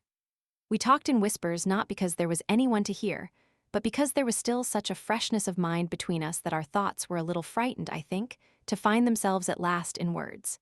And so they went softly. Presently we were hungry, and we went from our apartment, going by a strange passage with a moving floor, until we came to the great breakfast room. There was a fountain and music. A pleasant and joyful place it was, with its sunlight and splashing, and the murmur of plucked strings. And we sat and ate and smiled at one another, and I would not heed a man who was watching me from a table nearby. And afterwards we went on to the dancing hall. But I cannot describe that hall. The place was enormous, larger than any building you have ever seen, and in one place there was the old gate of Capri, caught into the wall of a gallery high overhead. Light girders, stems and threads of gold, burst from the pillars like fountains, streamed like an aurora across the roof and interlaced, like conjuring tricks. All about the great circle for the dancers there were beautiful figures, strange dragons, and intricate and wonderful grotesques bearing lights. The place was inundated with artificial light that shamed the newborn day. And as we went through the throng, the people turned about and looked at us, for all through the world my name and face were known, and how I had suddenly thrown up pride and struggled to come to this place. And they looked also at the lady beside me, though half the story of how at last she had come to me was unknown or mistold. And few of the men who were there, I know, but judged me a happy man, in spite of all the shame and dishonor that had come upon my name. The air was full of music, full of harmonious sense, full of the rhythm of beautiful motions. Thousands of beautiful people swarmed about the hall, crowded the galleries, sat in a myriad recesses. They were dressed in splendid colors and crowned with flowers. Thousands danced about the great circle beneath the white images of the ancient gods, and glorious processions of youths and maidens came and went. We too danced, not the dreary monotonies of your days of this time, I mean but dances that were beautiful, intoxicating. And even now I can see my lady dancing joyously. She danced, with a serious face. She danced with a serious dignity, and yet she was smiling at me and caressing me, smiling and caressing with her eyes. The music was different, he murmured. I cannot describe it, but it was infinitely richer and more varied than any music that has ever come to me awake. And then it was when we had done dancing a man came to speak to me. He was a lean, resolute man, very soberly clad for that place, and already I had marked his face watching me in the breakfasting hall, and afterwards as we went along the passage I had avoided his eye. But now, as we sat in a little alcove, smiling at the pleasure of all the people who went to and fro across the shining floor, he came and touched me and spoke to me so that I was forced to listen. And he asked that he might speak to me for a little time apart. No, I said. I have no secrets from this lady. What do you want to tell me? He said it was a trivial matter, or at least a dry matter, for a lady to hear. Perhaps for me to hear, said I. He glanced at her, as though almost he would appeal to her. Then he asked me suddenly if I had heard of a great and avenging declaration that Evesham had made. Now, Evesham had always before been the man next to myself in the leadership of that great party in the north. He was a forcible, hard, and tactless man, and only I had been able to control and soften him. It was on his account, even more than my own, I think, that the others had been so dismayed at my retreat. So this question about what he had done reawakened my old interest in the life I had put aside just for a moment. I have taken no heed of any news for many days, I said. What has Evesham been saying? And with that the man began, nothing loth, and I must confess even I was struck by Evesham's reckless folly and the wild and threatening words he had used. And this messenger they had sent to me not only told me of Evesham's speech, but went on to ask counsel and to point out what need they had of me. While he talked, my lady sat a little forward and watched his face and mine. My old habits of scheming and organizing reasserted themselves. I could even see myself suddenly returning to the north, and all the dramatic effect of it. All that this man said witnessed to the disorder of the party indeed, but not to its damage. I should go back stronger than I had come. And then I thought of my lady. You see, how can I tell you? There were certain peculiarities of our relationship as things, or I need not tell you about that which would render her presence with me impossible. I should have had to leave her. Indeed, I should have had to renounce her clearly and openly if I was to do all that I could do in the north. And the man knew that, even as he talked to her and me, knew it as well as she did that my steps to duty were first separation, then abandonment. At the touch of that thought my dream of a return was shattered. I turned on the man suddenly, as he was imagining his eloquence was gaining ground with me. What have I to do with these things now? I said. I have done with them. Do you think I am coquetting with your people in coming here? No, he said, but Why cannot you leave me alone? I have done with these things, I have ceased to be anything but a private man.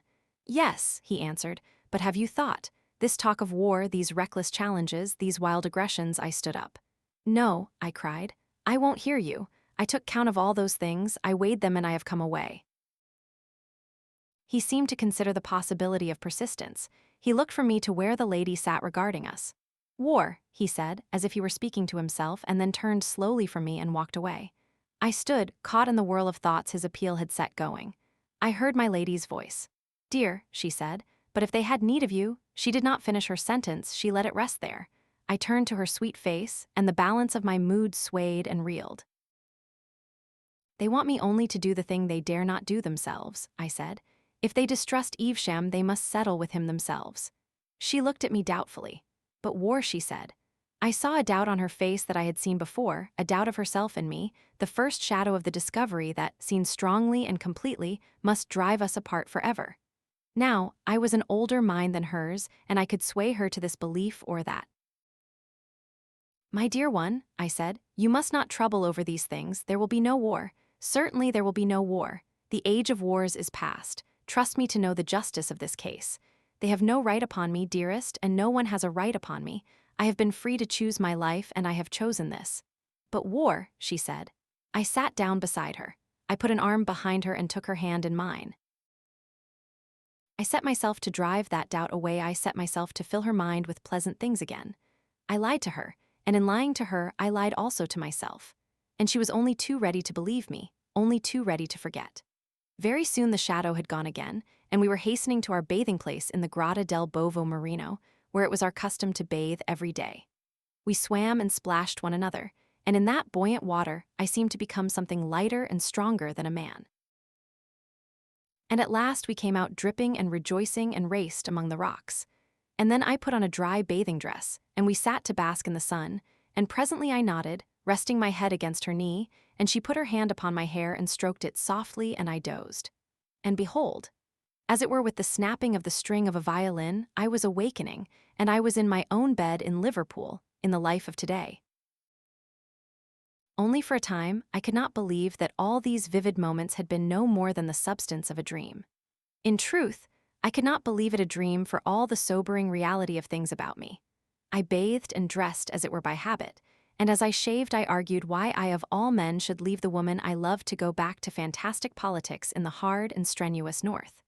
Even if Evesham did force the world back to war, what was that to me? I was a man with the heart of a man, and why should I feel the responsibility of a deity for the way the world might go? You know, that is not quite the way I think about affairs, about my real affairs. I am a solicitor, you know, with a point of view. The vision was so real, you must understand, so utterly unlike a dream that I kept perpetually recalling little irrelevant details. Even the ornament of the book cover that lay on my wife's sewing machine in the breakfast room recalled with the utmost vividness the gilt line that ran about the seat in the alcove where I had talked with the messenger from my deserted party. Have you ever heard of a dream that had a quality like that? Like. So that afterwards you remembered little details you had forgotten. I thought I had never noticed the point before, but he was right. Never, I said. That is what you never seem to do with dreams. No, he answered, but that is just what I did. I am a solicitor, you must understand, in Liverpool, and I could not help wondering what the clients and business people I found myself talking to in my office would think if I told them suddenly I was in love with a girl who would be born a couple of 100 years or so hence, and worried about the politics of my great-great-great-grandchildren. I was chiefly busy that day negotiating a 99-year building lease. It was a private builder in a hurry, and we wanted to tie him in every possible way. I had an interview with him, and he showed a certain want of temper that sent me to bed still irritated. That night I had no dream, nor did I dream the next night, at least to remember. Something of that intense reality of conviction vanished. I began to feel sure it was a dream, and then it came again. When the dream came again, nearly 4 days later, it was very different. I think it certain that 4 days had also elapsed in the dream. Many things had happened in the north, and the shadow of them was back again between us, and this time it was not so easily dispelled. I began, I know, with moody musings.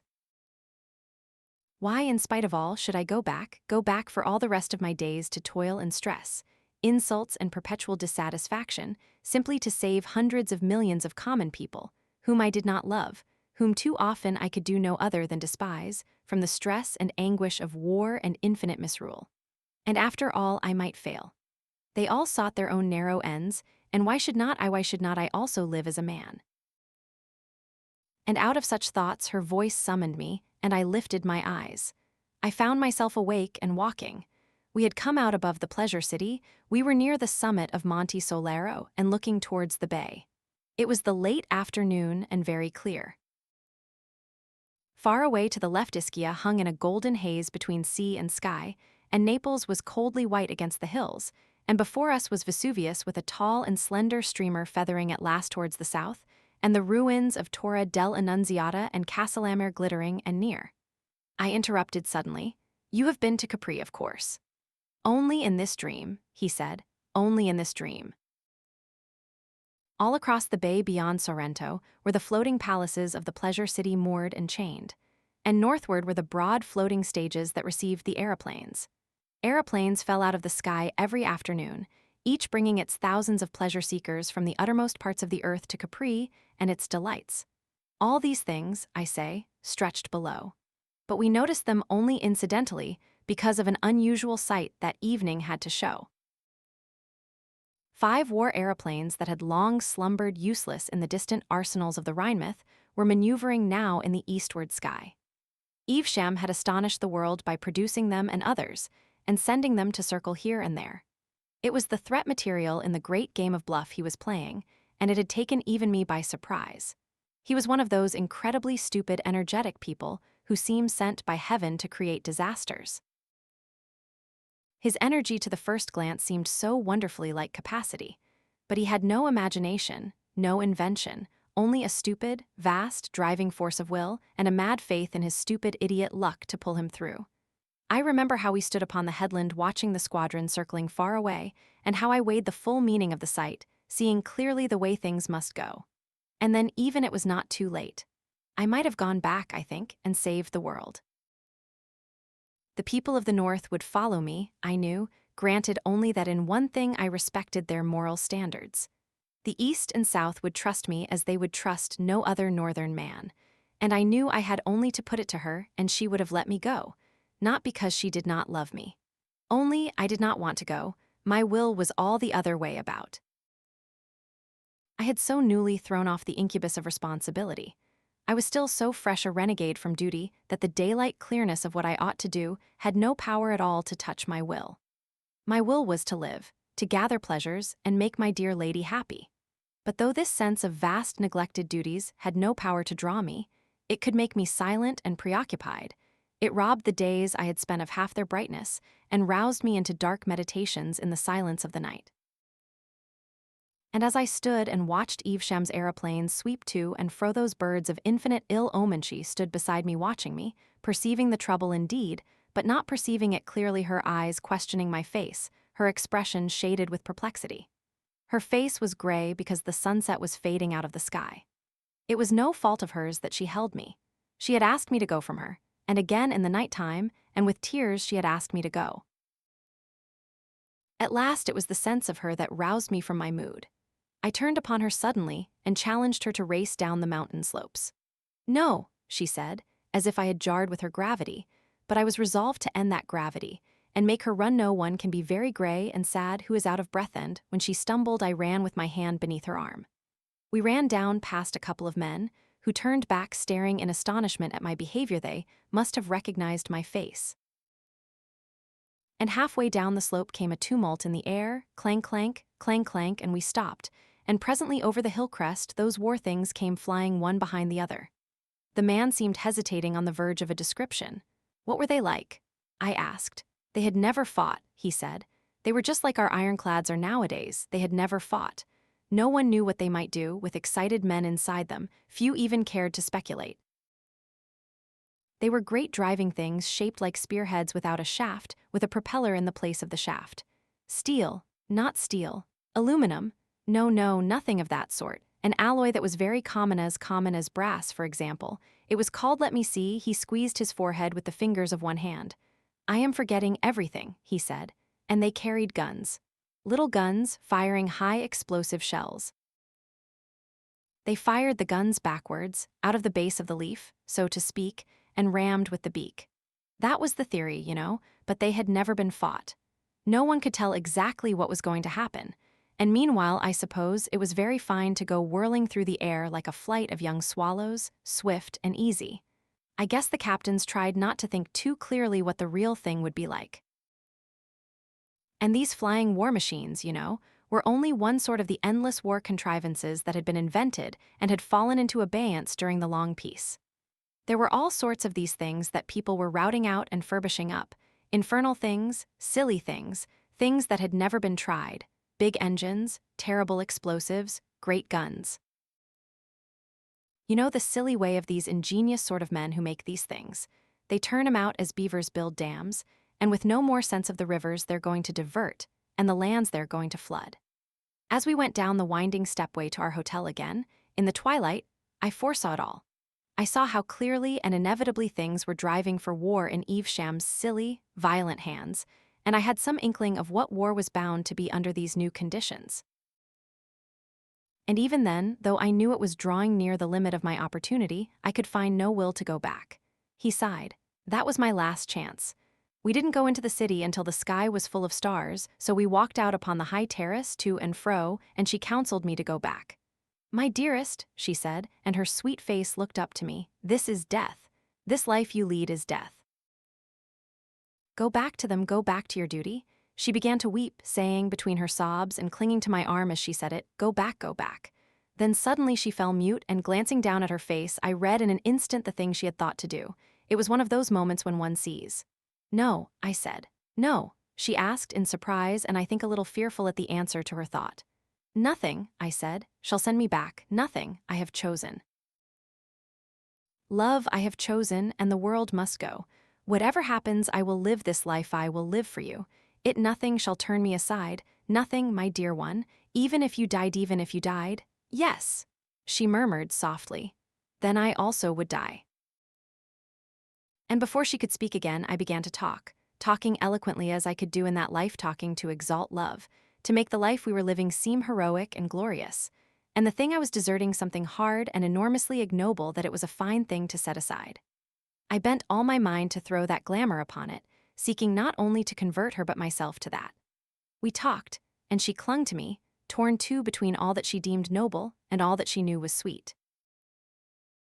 And at last I did make it heroic, made all the thickening disaster of the world only a sort of glorious setting to our unparalleled love, and we two poor foolish souls strutted there at last, clad in that splendid delusion, drunken rather with that glorious delusion, under the still stars.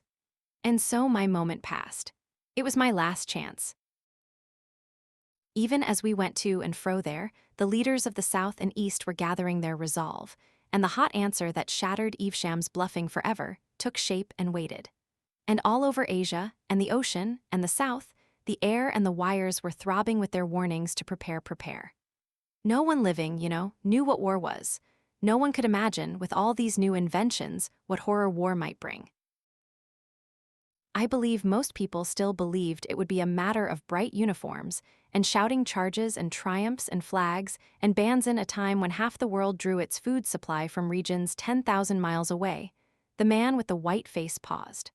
I glanced at him, and his face was intent on the floor of the carriage. A little railway station, a string of loaded trucks, a signal box, and the back of a cottage, shot by the carriage window, and a bridge passed with a clap of noise, echoing the tumult of the train. After that, he said, I dreamt often. For 3 weeks of nights that dream was my life. And the worst of it was there were nights when I could not dream, when I lay tossing on a bed in this accursed life, and there somewhere lost to me things were happening momentous, terrible things. I lived at nights my days, my waking days, this life I am living now became a faded, faraway dream, a drab setting, the cover of the book. He thought, I could tell you every little thing in the dream, but as to what I did in the daytime, no. I could not tell, I do not remember. My memory has gone. The business of life slips from me. He leant forward and pressed his hands upon his eyes. For a long time he said nothing. And then, said, The war burst like a hurricane. He stared before him at unspeakable things. And then, I urged again. One touch of unreality, he said, in the low tone of a man who speaks to himself, and they would have been nightmares. But they were not nightmares, they were not nightmares. No. He was silent for so long that it dawned upon me that there was a danger of losing the rest of the story.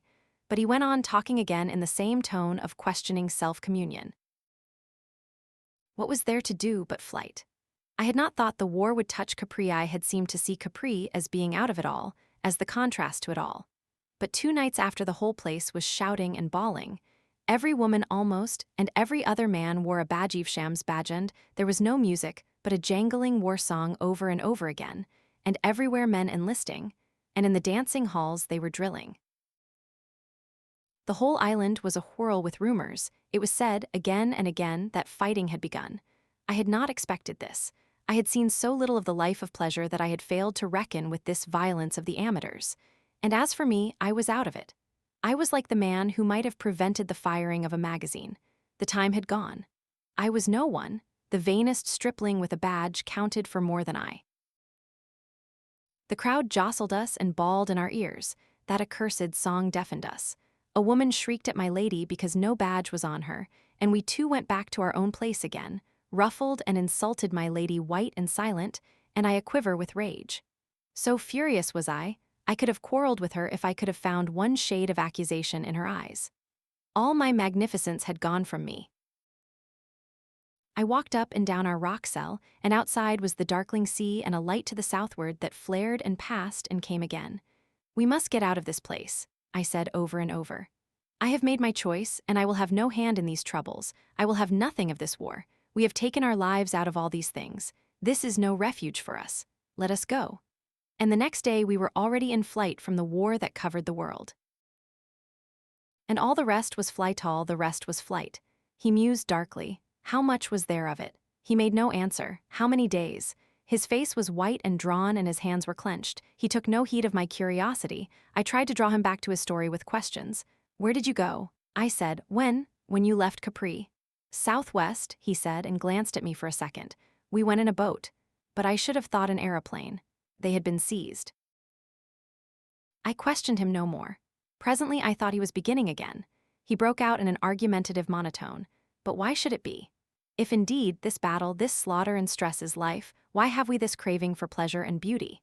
If there is no refuge, if there is no place of peace, and if all our dreams of quiet places are a folly and a snare, why have we such dreams? Surely it was no ignoble cravings, no base intentions had brought us to this. It was love had isolated us. Love had come to me with her eyes and robed in her beauty, more glorious than all else in life, in the very shape and color of life, and summoned me away.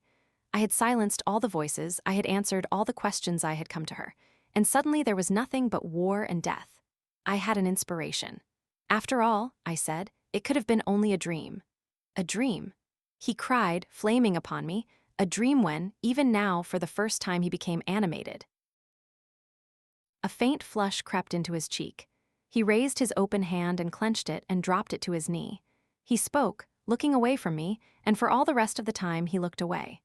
We are but phantoms, he said, and the phantoms of phantoms, desires like cloud shadows and wills of straw that eddy in the wind, the days pass, use and want carry us through as a train carries the shadow of its light, so be it. But one thing is real and certain, one thing is no dream stuff but eternal and enduring. It is the center of my life, and all other things about it are subordinate or altogether vain. I loved her, that woman of a dream, and she and I are dead together. A dream. How can it be a dream when it drenched a living life with unappeasable sorrow, when it makes all that I have lived for and cared for worthless and unmeaning? Until that very moment when she was killed, I believed we had still a chance of getting away, he said. All through the night and morning that we sailed across the sea from Capri to Salerno, we talked of escape. We were full of hope, and it clung about us to the end, hope for the life together we should lead, out of it all, out of the battle and struggle, the wild and empty passions, the empty arbitrary, thou shalt, and thou shalt not of the world. We were uplifted, as though our quest was a holy thing, as though love for another was a mission. Even when from our boat we saw the fair face of that great rock Capri already scarred and gashed by the gun emplacements and hiding places that were to make it a fastness we reckon nothing of the imminent slaughter, though the fury of preparation hung about in the puffs and clouds of dust at 100 points amidst the grey. But indeed, I made a text of that and talked. There, was the rock, still beautiful for all its scars, with its countless windows and arches and ways, tier upon tier, for 1,000 feet, a vast carving of grey, broken by vine-clad terraces and lemon and orange groves and masses of agave and prickly pear and puffs of almond blossom. And out under the archway that is built over the Piccola Marina other boats were coming, and as we came round the cape and within sight of the mainland, another little string of boats came into view, driving before the wind towards the southwest. In a little while a multitude had come out, the remoter just little specks of ultramarine in the shadow of the eastward cliff. "It is love and reason," I said, "fleeing from all this madness of war." And though we presently saw a squadron of aeroplanes flying across the southern sky, we did not heed it. There it was, a line of little dots in the sky, and then more, dotting the southeastern horizon, and then still more, until all that quarter of the sky was stippled with blue specks. Now they were all thin little strokes of blue, and now one and now a multitude would heel and catch the sun and become short flashes of light. They came, rising and falling and growing larger, like some huge flight of gulls or rooks or such like birds, moving with a marvelous uniformity, and ever as they drew nearer they spread over a greater width of sky. The southward wind flung itself in an arrow-headed cloud athwart the sun, and then suddenly they swept round to the eastward and streamed eastward, growing smaller and smaller and clearer again, until they vanished from the sky. And after that we noted to the northward, and very high Evesham's fighting machines hanging high over Naples like an evening swarm of gnats. It seemed to have no more to do with us than a flight of birds. Even the mutter of guns far away in the southeast seemed to us to signify nothing. Each day, each dream after that, we were still exalted, still seeking that refuge where we might live and love. Fatigue had come upon us, pain and many distresses. For though we were dusty and stained by our toilsome tramping, and half-starved, and with the horror of the dead men we had seen, and the flight of the peasants, for very soon a gust of fighting swept up the peninsula with these things haunting our minds, it still resulted only in a deepening resolution to escape. Oh, but she was brave and patient. She who had never faced hardship and exposure had courage for herself and me. We went to and fro seeking an outlet, over a country all commandeered and ransacked by the gathering hosts of war. Always we went on foot. At first there were other fugitives, but we did not mingle with them. Some escaped northward, some were caught in the torrent of peasantry that swept along the main roads, many gave themselves into the hands of the soldiery and were sent northward. Many of the men were impressed. But we kept away from these things. We had brought no money to bribe a passage north, and I feared for my lady at the hands of these conscript crowds. We had landed at Salerno, and we had been turned back from Cava, and we had tried to cross towards Tarrant by a pass over Mount Alburno, but we had been driven back for want of food, and so we had come down among the marshes by Paestum, where those great temples stand alone. I had some vague idea that by Paestum it might be possible to find a boat or something and take once more to sea, and there, it was, the battle overtook us. A sort of soul blindness had me. Plainly, I could see that we were being hemmed in, that the great net of that giant warfare had us in its toils. Many times we had seen the levies that had come down from the north going to and fro, and had come upon them in the distance amidst the mountains making ways for the ammunition and preparing the mounting of the guns. Once we fancied they had fired at us, taking us for spies. At any rate a shot had gone shuddering over us. Several times we had hidden in woods from hovering aeroplanes. But all these things do not matter now, these nights of flight and pain. We were in an open place near those great temples at Paestum, at last, on a blank stony place dotted with spiky bushes, empty and desolate, and so flat that a grove of eucalyptus far away showed to the feet of its stems. How I can see it! My lady was sitting down under a bush resting a little, for she was very weak and weary, and I was standing up watching to see if I could tell the distance of the firing that came and went. They were still, fighting far from each other, with those terrible new weapons that had never before been used, guns that would carry beyond sight, and aeroplanes that would do what they would do no man could foretell. I knew that we were between the two armies and that they drew together. I knew we were in danger and that we could not stop there and rest. Though all these things were in my mind, they were in the background. They seemed to be affairs beyond our concern. Chiefly, I was thinking of my lady. An aching distress filled me. For the first time, she had owned herself beaten and had fallen a-weeping. Behind me, I could hear her sobbing, but I would not turn round to her because I knew she had need of weeping and had held herself so far and so long for me. It was well, I thought, that she would weep and rest, and then we would toil on again, for I had no inkling of the thing that hung so near. Even now I can see her as she sat there, her lovely hair upon her shoulder, can mark again the deepening hollow of her cheek. "If we had parted," she said, "if I had let you go." "No," said I, "even now I do not repent, I will not repent, I made my choice, and I will hold on to the end." And then, overhead in the sky flashed something and burst, and all about us I heard the bullets making a noise like a handful of peas suddenly thrown. They chipped the stones about us and whirled fragments from the bricks and passed. He put his hand to his mouth and then moistened his lips. At the flash I had turned about. She stood up, and moved a step towards me as though she wanted to reach me, and she had been shot through the heart. He stopped and stared at me. I felt all that foolish incapacity an Englishman feels on such occasions. I met his eyes for a moment and then stared out of the window. For a long space we kept silence. When at last I looked at him, he was sitting back in his corner, his arms folded and his teeth gnawing at his knuckles. He bit his nail suddenly and stared at it. "I carried her," he said, "towards the temples in my arms as though it mattered. I don't know why. They seemed a sort of sanctuary, they had lasted so long, I suppose. She must have died almost instantly. Only I talked to her all the way." Silence again. "I have seen those temples," I said abruptly, and indeed he had brought those still, sunlit arcades of worn sandstone very vividly before me. It was the brown one, the big brown one. I sat down on a fallen pillar and held her in my arms. Silent after the first babble was over. And after a little while the lizards came out and ran about again, as though nothing unusual was going on, as though nothing had changed. It was tremendously still there, the sun high and the shadows still. Even the shadows of the weeds upon the entablature were still in spite of the thudding and banging that went all about the sky. I seemed to remember that the aeroplanes came up out of the south, and that the battle went away to the west. One aeroplane was struck, and overset and fell. I remember that, though it didn't interest me in the least. It didn't seem to signify. It was like a wounded gull, flapping for a time in the water. I could see it down the aisle of the temple, a black thing in the bright blue water. 3 or 4 times shells burst about the beach, and then that ceased. Each time that happened, all the lizards scuttled in and hid for a space. That was all the mischief done, except that once a stray bullet gashed the stone hard by made just a fresh, bright surface.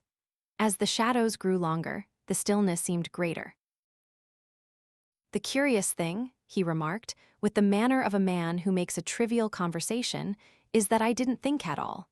I sat with her in my arms amidst the stones in a sort of lethargy stagnant. And I don't remember waking up. I don't remember dressing that day.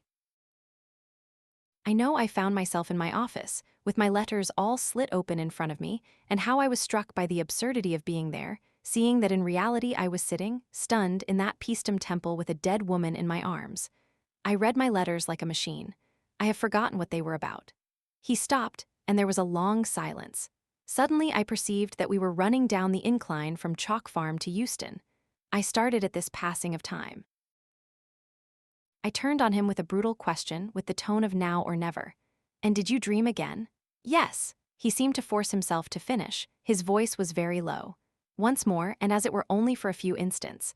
I seemed to have suddenly awakened out of a great apathy, to have risen into a sitting position, and the body lay there on the stones beside me. A gaunt body. Not her, so soon it was not her. I may have heard voices, I do not know. Only I knew clearly that men were coming into the solitude, and that was a last outrage. I stood up and walked through the temple, and then there came into sight first one man with a yellow face, dressed in a uniform of dirty white, trimmed with blue, and then several, climbing to the crest of the old wall of the vanished city and crouching there. They were little bright figures in the sunlight, and there they hung, weapon in hand, peering cautiously before them.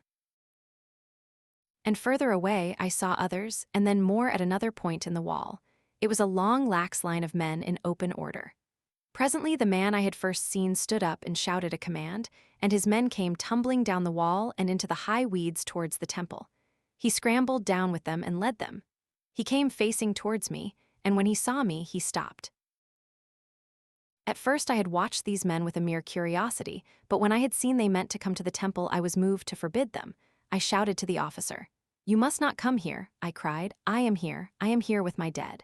He stared and then shouted a question back to me in some unknown tongue. I repeated what I had said. He shouted again, and I folded my arms and stood still. Presently he spoke to his men and came forward. He carried a drawn sword. I signed to him to keep away, but he continued to advance. I told him again very patiently and clearly, "You must not come here. These are old temples and I am here with my dead." Presently he was so close I could see his face clearly. It was a narrow face with dull gray eyes and a black mustache. He had a scar on his upper lip, and he was dirty and unshaven. He kept shouting unintelligible things, questions perhaps, at me. I know now that he was afraid of me, but at the time that did not occur to me. As I tried to explain to him, he interrupted me in imperious tones, bidding me, I suppose, stand aside. He made to go past me, and I caught hold of him. I saw his face change at my grip. "You fool," I cried. "Don't you know she is dead?" He started back. He looked at me with cruel eyes. I saw a sort of exultant resolve leap into them delight. Then, suddenly, with a scowl, he swept his sword back so and thrust. He stopped abruptly. I became aware of a change in the rhythm of the train. The brakes lifted their voices, and the carriage jarred and jerked. This present world insisted upon itself, became clamorous. I saw through the steamy window huge electric fights glaring down from tall masts upon a fog, saw rows of stationary empty carriages passing by, and then a signal box hoisting its constellation of green and red into the murky London twilight, marched after them. I looked again at his drawn features. He ran me through the heart. It was with a sort of astonishment, no fear, no pain but just amazement, that I felt it pierce me, felt the sword drive home into my body. It didn't hurt, you know. It didn't hurt at all. The yellow platform lights came into the field of view, passing first rapidly, then slowly, and at last stopping with a jerk. Dim shapes of men passed to and fro without. "Euston," cried a voice, "do you mean?" There was no pain, no sting or smart, amazement and then darkness sweeping over everything. The hot, brutal face before me, the face of the man who had killed me, seemed to recede. It swept out of existence. "Euston," clamored the voices outside. "Euston." The carriage door opened, admitting a flood of sound, and a porter stood regarding us. The sounds of doors slamming and the hoof clatter of cab horses, and behind these things the featureless remote roar of the London cobblestones, came to my ears. A truckload of lighted lamps blazed along the platform. A flood of darkness that opened and spread and blotted out all things. "Any luggage, sir?" said the porter. And that was the end. I asked. He seemed to hesitate. Then, almost inaudibly, he answered, "No, you mean?" I couldn't get to her. She was there on the other side of the temple, and then, "Yes," I insisted. "Yes."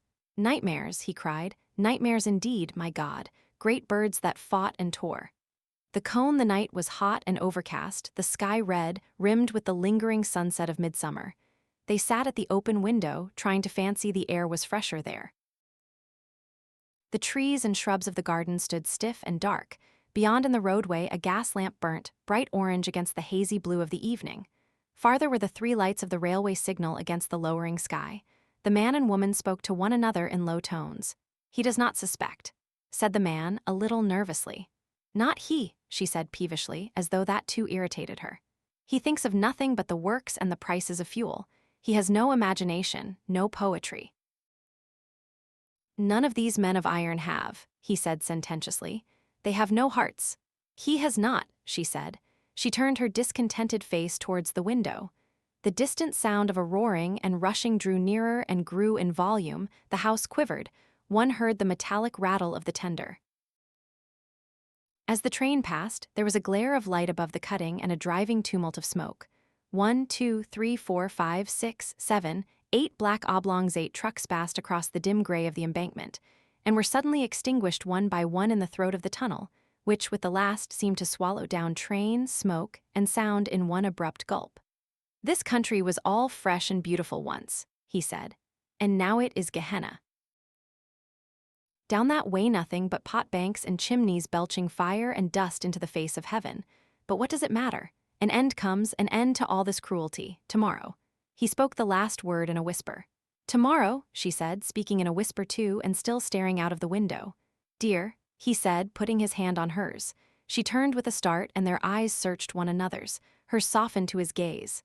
My dear one, she said, and then, it seems so strange that you should have come into my life like this to open, she paused. To open, he said. All this wonderful world, she hesitated, and spoke still more softly, this world of love to me. Then suddenly the door clicked and closed. They turned their heads, and he started violently back.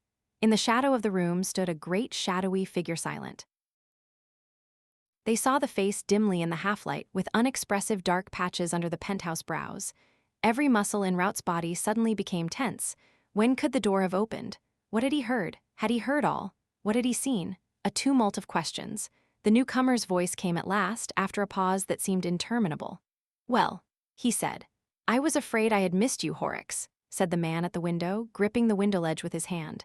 His voice was unsteady. The clumsy figure of Horrocks came forward out of the shadow. He made no answer to Rout's remark. For a moment he stood above them. The woman's heart was cold within her. I told Mr. Rout it was just possible you might come back, she said, in a voice that never quivered. Horrocks, still silent, sat down abruptly in the chair by her little work table.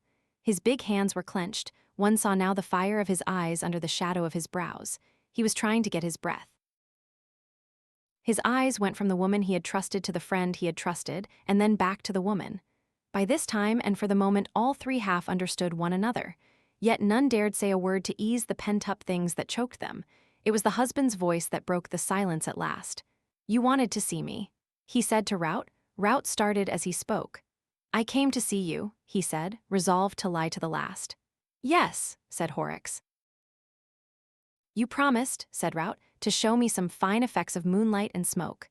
I promised to show you some fine effects of moonlight and smoke, repeated Horrocks in a colorless voice. And I thought I might catch you tonight before you went down to the works, proceeded Rout, and come with you. There was another pause. Did the man mean to take the thing coolly? Did he after all know? How long had he been in the room? Yet even at the moment when they heard the door, their attitudes. Horrocks glanced at the profile of the woman, shadowy pallid in the half-light. Then he glanced at Rout and seemed to recover himself suddenly. Of course, he said, I promised to show you the works under their proper dramatic conditions. It's odd how I could have forgotten. If I am troubling you, began Rout. Horrocks started again. A new light had suddenly come into the sultry gloom of his eyes. Not in the least, he said. Have you been telling Mr. Rout of all these contrasts of flame and shadow you think so splendid? Said the woman, turning now to her husband for the first time, her confidence creeping back again, her voice just one half-note too high. That dreadful theory of yours that machinery is beautiful and everything else in the world ugly. I thought he would not spare you, Mr. Rout. It's his great theory, his one discovery in art. I am slow to make discoveries, said Horrocks grimly, damping her suddenly. But what I discover? He stopped. Well, she said. Nothing, and suddenly he rose to his feet. I promised to show you the works, he said to Rout, and put his big, clumsy hand on his friend's shoulder. And you are ready to go. Quite, said Rout, and stood up also. There was another pause. Each of them peered through the indistinctness of the dusk at the other two. Horrocks' hand still rested on Rout's shoulder. Rout half fancied still that the incident was trivial after all. But Mrs. Horrocks knew her husband better, knew that grim quiet in his voice, and the confusion in her mind took a vague shape of physical evil. Very well, said Horrocks, and dropping his hand, turned towards the door. My hat. Rout looked round in the half-light. That's my work basket, said Mrs. Horrocks, with a gust of hysterical laughter. Their hands came together on the back of the chair. Here it is, he said. She had an impulse to warn him in an undertone, but she could not frame a word. Don't go, and beware of him. Struggled in her mind, and the swift moment passed. Got it, said Horrocks, standing with the door half open. Rout stepped towards him. Better say goodbye to Mrs. Horrocks, said the ironmaster, even more grimly quiet in his tone than before. Rout started and turned. Good evening, Mrs. Horrocks, he said, and their hands touched. Horrocks held the door open with a ceremonial politeness unusual in him towards men. Rout went out, and then, after a wordless look at her, her husband followed. She stood motionless while Rout's light footfall and her husband's heavy tread, like bass and treble, passed down the passage together. The front door slammed heavily. She went to the window, moving slowly, and stood watching, leaning forward. The two men appeared for a moment at the gateway in the road, passed under the street lamp, and were hidden by the black masses of the shrubbery. The lamplight fell for a moment on their faces, showing only unmeaning pale patches, telling nothing of what she still feared and doubted and craved vainly to know. Then she sank down into a crouching attitude in the big armchair, her eyes wide open and staring out at the red lights from the furnaces that flickered in the sky. An hour after she was still there, her attitude scarcely changed. The oppressive stillness of the evening weighed heavily upon Rout. They went side by side down the road in silence, and in silence turned into the cinder-made byway that presently opened out the prospect of the valley. A blue haze, half dust, half mist, touched the long valley with mystery. Beyond were Hanley and Etruria, gray and dark masses, outlined thinly by the rare golden dots of the street lamps, and here and there a gaslit window, or the yellow glare of some late-working factory or crowded public house. Out of the masses, clear and slender against the evening sky, rose a multitude of tall chimneys, many of them reeking, a few smokeless during a season of play. Here and there a pallid patch and ghostly stunted beehive shapes showed the position of a potbank, or a wheel, black and sharp against the hot lower sky, marked some colliery where they raised the iridescent coal of the place. Nearer at hand was the broad stretch of railway, and half-invisible trains shunted a steady puffing and rumbling, with every run a ringing concussion and a rhythmic series of impacts, and a passage of intermittent puffs of white steam across the further view. And to the left, between the railway and the dark mass of the low hill beyond, dominating the whole view, colossal, inky black, and crowned with smoke and fitful flames, stood the great cylinders of the Jetta Company blast furnaces, the central edifices of the big ironworks of which Horrocks was the manager. They stood heavy and threatening, full of an incessant turmoil of flames and seething molten iron, and about the feet of them rattled the rolling mills, and the steam hammer beat heavily and splashed the white iron sparks hither and thither. Even as they looked, a truckful of fuel was shot into one of the giants, and the red flames gleamed out, and a confusion of smoke and black dust came boiling upwards towards the sky. "Certainly you get some fine effects of color with your furnaces," said Rout, breaking a silence that had become apprehensive. Horrocks grunted. He stood with his hands in his pockets, frowning down at the dim steaming railway and the busy ironworks beyond, frowning as if he were thinking out some knotty problem. Rout glanced at him and away again. "At present your moonlight effect is hardly ripe," he continued, looking upward. "The moon is still smothered by the vestiges of daylight." Horrocks stared at him with the expression of a man who is suddenly awakened. Vestiges of daylight, of course, of course. He too looked up at the moon, pale still in the midsummer sky.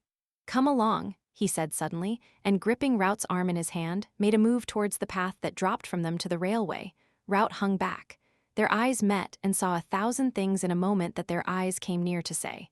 Horrocks' hand tightened and then relaxed. He let go, and before Rout was aware of it, they were arm in arm and walking, one unwillingly enough, down the path. "You see the fine effect of the railway signals towards Burslem," said Horrocks, suddenly breaking into loquacity, striding fast, and tightening the grip of his elbow the while. "Little green lights and red and white lights all against the haze. You have an eye for effect, Rout. It's a fine effect. And look at those furnaces of mine, how they rise upon us as we come down the hill. That to the right is my pet 70 feet of him. I packed him myself, and he's boiled away cheerfully with iron in his guts for 5 long years. I've a particular fancy for HIM. That line of red, they're a lovely bit of warm orange you'd call it. Rout, that's the puddler's furnaces, and there, in the hot light, 3 black figures. Did you see the white splash of the steam hammer then? That's the rolling mills. Come along, clang, clatter, how it goes rattling across the floor. Sheet tin, Rout, amazing stuff. Glass mirrors are not in it when that stuff comes from the mill. And squelch, there goes the hammer again. Come along." He had to stop talking to catch at his breath. His arm twisted into Rout's with benumbing tightness. He had come striding down the black path towards the railway as though he was possessed. Rout had not spoken a word, had simply hung back against Horrocks' pull with all his strength. "I say," he said now, laughing nervously, but with an undernote of snarl in his voice. "Why on earth are you nipping my arm off, Horrocks, and dragging me along like this?"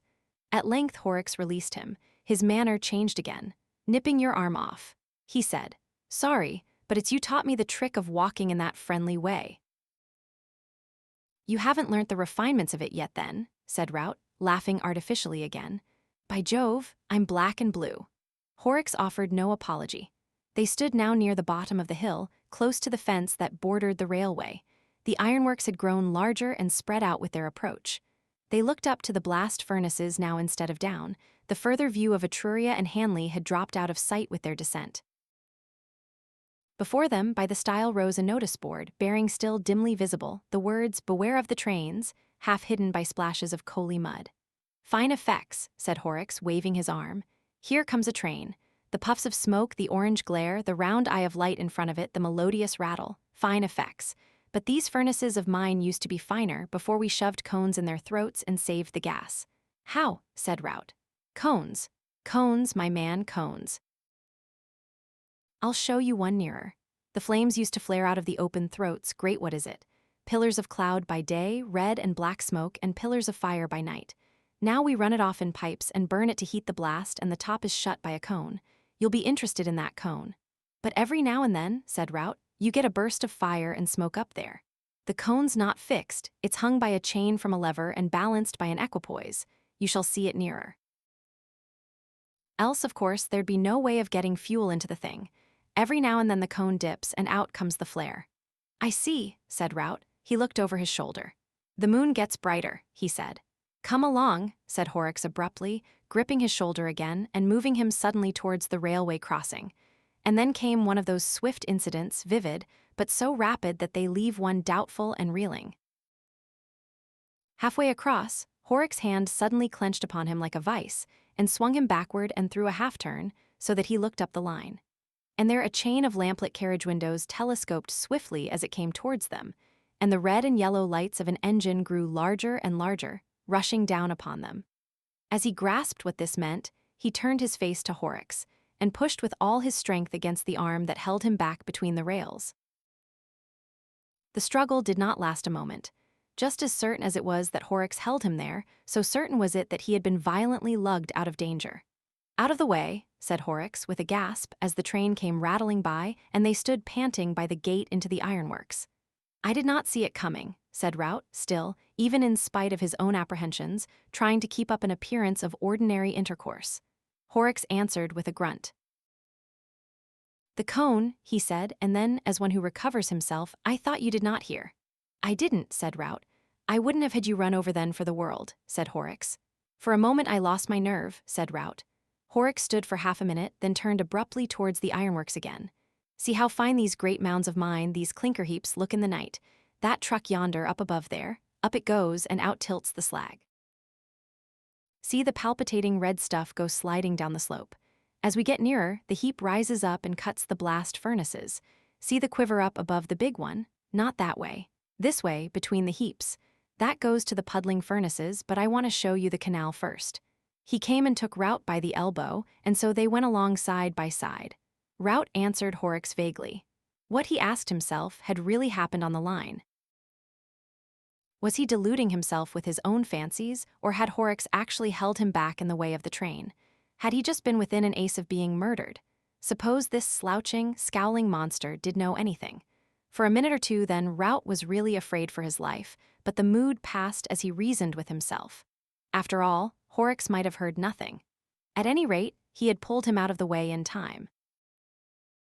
His odd manner might be due to the mere vague jealousy he had shown once before. He was talking now of the ash heaps and the canal. "Eh," said Horrocks. "What?" said Rout. "Rather, the haze and the moonlight. Fine." "Our canal," said Horrocks, stopping suddenly. "Our canal by moonlight and firelight is an immense effect. You've never seen it. Fancy that. You've spent too many of your evenings philandering up in Newcastle there. I tell you, for real florid effects, but you shall see." Boiling water. As they came out of the labyrinth of clinker heaps and mounds of coal and ore, the noises of the rolling mill sprang upon them suddenly, loud, near, and distinct. 3 shadowy workmen went by and touched their caps to Horrocks. Their faces were vague in the darkness. Rout felt a futile impulse to address them, and before he could frame his words, they passed into the shadows. Horrocks pointed to the canal close before them now. A weird-looking place it seemed, in the blood-red reflections of the furnaces. The hot water that cooled the tires came into it, some 50 yards up a tumultuous, almost boiling affluent, and the steam rose up from the water in silent white wisps and streaks, wrapping damply about them, an incessant succession of ghosts coming up from the black and red eddies, a white uprising that made the head swim. The shining black tower of the larger blast furnace rose overhead out of the mist, and its tumultuous riot filled their ears. Rout kept away from the edge of the water and watched Horrocks. "Here it is red," said Horrocks, "blood-red vapor as red and hot as sin. But yonder there, where the moonlight falls on it, and it drives across the clinker heaps, it is as white as death." Rout turned his head for a moment, and then came back hastily to his watch on Horrocks. "Come along to the rolling mills," said Horrocks. The threatening hold was not so evident that time, and Rout felt a little reassured. But all the same, what on earth did Horrocks mean about white as death and red as sin? Coincidence, perhaps. They went and stood behind the puddlers for a little while, and then through the rolling mills, where amidst an incessant din the deliberate steam hammer beat the juice out of the succulent iron, and black, half-naked titans rushed the plastic bars, like hot sealing wax, between the wheels. "Come on," said Horrocks in Rout's ear, and they went and peeped through the little glass hole behind the tires, and saw the tumbled fire writhing in the pit of the blast furnace. It left one eye blinded for a while. Then, with green and blue patches dancing across the dark, they went to the lift by which the trucks of ore and fuel and lime were raised to the top of the big cylinder. And out upon the narrow rail that overhung the furnace, Rout's doubts came upon him again. Was it wise to be here, if Horrocks did know everything? Do what he would, he could not resist a violent trembling. Right underfoot was a sheer depth of 70 feet. It was a dangerous place. They pushed by a truck of fuel to get to the railing that crowned the place. The reek of the furnace, a sulphurous vapor streaked with pungent bitterness, seemed to make the distant hillside of Hanley quiver. The moon was riding out now from among a drift of clouds, halfway up the sky above the undulating wooded outlines of Newcastle. The steaming canal ran away from below them under an indistinct bridge and vanished into the dim haze of the flat fields towards Burslem. "That's the cone I've been telling you of," shouted Horrocks, and below that 60 feet of fire and molten metal, with the air of the blast frothing through it like gas in soda water. Rout gripped the handrail tightly and stared down at the cone. The heat was intense. The boiling of the iron and the tumult of the blast made a thunderous accompaniment to Horrocks' voice, but the thing had to be gone through now. Perhaps, after all. "In the middle," bawled Horrocks, "temperature near 1,000 degrees, if you were dropped into it, flash into flame like a pinch of gunpowder in a candle, put your hand out and feel the heat of his breath. Why, even up here I've seen the rainwater boiling off the trucks, and that cone there, it's a damned sight too hot for roasting cakes. The top side of it's 300 degrees. 300 degrees, said Rout. 300 centigrade, mind, said Horrocks. It will boil the blood out of you in no time. Said Rout and turned. Boil the blood out of you in, no, you don't. Let me go, screamed Rout. Let go my arm. With one hand he clutched at the handrail, then with both. For a moment the two men stood swaying. Then suddenly, with a violent jerk, Horrocks had twisted him from his hold. He clutched at Horrocks and missed. His foot went back into empty air. In midair he twisted himself, and then cheek and shoulder and knee struck the hot cone together. He clutched the chain by which the cone hung, and the thing sank an infinitesimal amount as he struck it. A circle of glowing red appeared about him, and a tongue of flame, released from the chaos within, flickered up towards him. An intense pain assailed him at the knees, and he could smell the singeing of his hands. He raised himself to his feet and tried to climb up the chain, and then something struck his head. Black and shining with the moonlight, the throat of the furnace rose about him. Horrocks, he saw, stood above him by one of the trucks of fuel on the rail. The gesticulating figure was bright and white in the moonlight, and shouting, "Fizzle, you fool! Fizzle, you hunter of women, you hot-blooded hound! Boil, boil, boil!" Suddenly he caught up a handful of coal out of the truck and flung it deliberately, lump after lump, at Rout. "Horrocks!" cried Rout. "Horrocks!" He clung crying to the chain, pulling himself up from the burning of the cone. Each missile Horrocks flung hit him. His clothes charred and glowed, and as he struggled the cone dropped, and a rush of hot, suffocating gas whooped out and burned round him in a swift breath of flame. His human likeness departed from him. When the momentary red had passed, Horrocks saw a charred, blackened figure, its head streaked with blood, still clutching and fumbling with the chain, and writhing in agony a cindery animal, an inhuman, monstrous creature that began a sobbing, intermittent shriek. Abruptly, at the sight, the ironmaster's anger passed. A deadly sickness came upon him. The heavy odor of burning flesh came drifting up to his nostrils. His sanity returned to him. "God have mercy upon me," he cried. "O God, what have I done?" He knew the thing below him, save that it still moved and felt, was already a dead man, that the blood of the poor wretch must be boiling in his veins. An intense realization of that agony came to his mind and overcame every other feeling. For a moment he stood irresolute, and then, turning to the truck, he hastily tilted its contents upon the struggling thing that had once been a man. The mass fell with a thud and went radiating over the cone. With the thud, the shriek ended, and a boiling confusion of smoke, dust, and flame came rushing up towards him. As it passed, he saw the cone clear again. Then he staggered back and stood trembling, clinging to the rail with both hands. His lips moved, but no words came to them. Down below was the sound of voices and running steps. The clangor of rolling in the shed ceased abruptly. A moonlight fable, there was once a little man whose mother made him a beautiful suit of clothes. It was green and gold and woven so that I cannot describe how delicate and fine it was, and there was a tie of orange fluffiness that tied up under his chin. And the buttons in their newness shone like stars. He was proud and pleased by his suit beyond measure, and stood before the long looking-glass when first he put it on, so astonished and delighted with it that he could hardly turn himself away. He wanted to wear it everywhere and show it to all sorts of people. He thought over all the places he had ever visited and all the scenes he had ever heard described, and tried to imagine what the feel of it would be if he were to go now to those scenes and places wearing his shining suit, and he wanted to go out forthwith into the long grass and the hot sunshine of the meadow wearing it. Just to wear it. But his mother told him, no. She told him he must take great care of his suit, for never would he have another nearly so fine. He must save it and only wear it on rare and great occasions.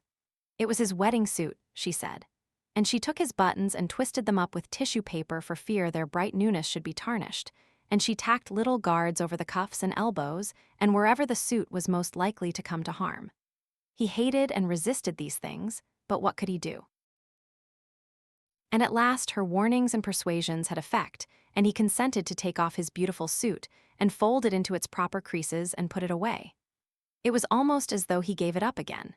But he was always thinking of wearing it, and of the supreme occasion when some day it might be worn without the guards, without the tissue paper on the buttons, utterly and delightfully, never caring, beautiful beyond measure.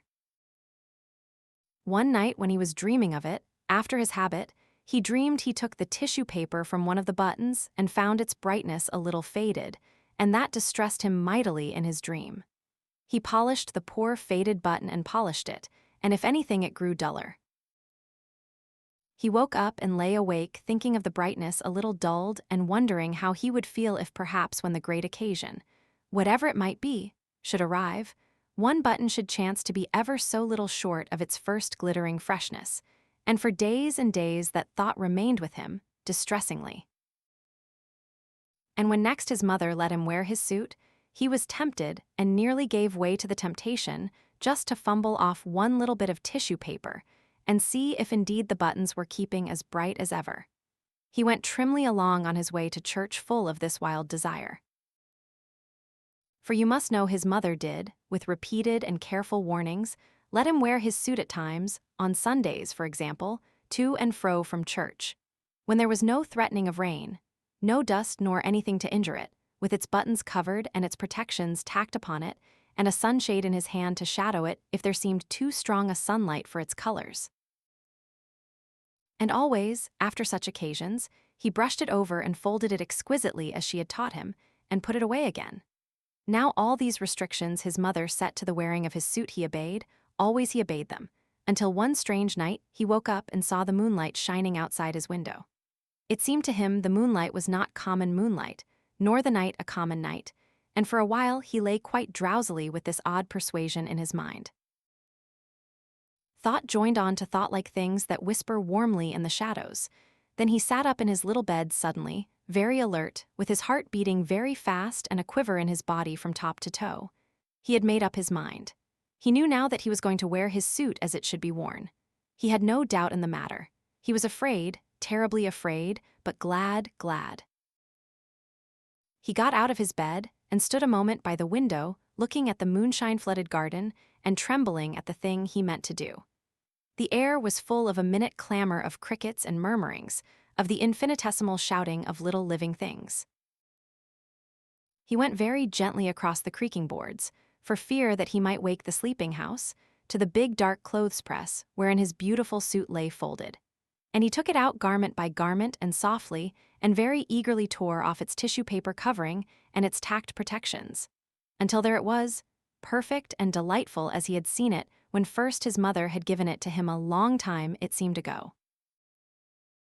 Not a button had tarnished, not a thread had faded on this dear suit of his. He was glad enough for weeping as in a noiseless hurry he put it on.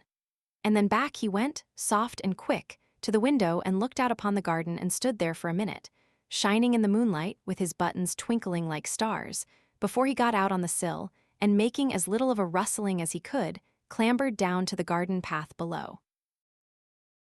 He stood before his mother's house, and it was white and nearly as plain as by day, with every window blind but his own shut like an eye that sleeps.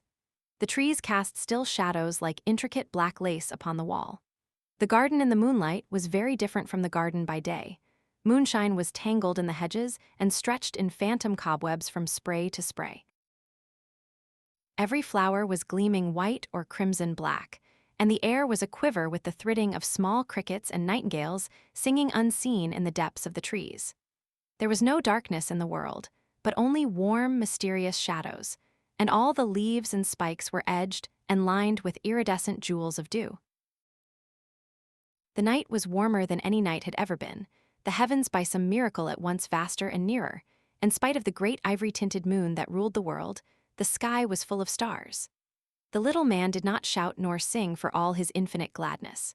He stood for a time like one awe-stricken, and then, with a queer small cry and holding out his arms, he ran out as if he would embrace at once the whole warm round immensity of the world.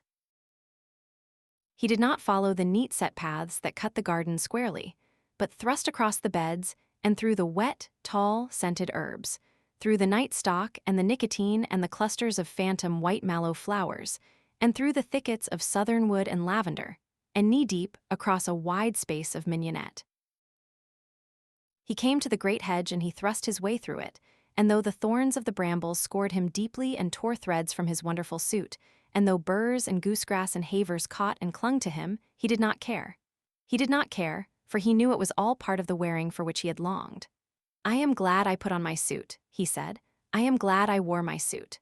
Beyond the hedge he came to the duck pond, or at least to what was the duck pond by day.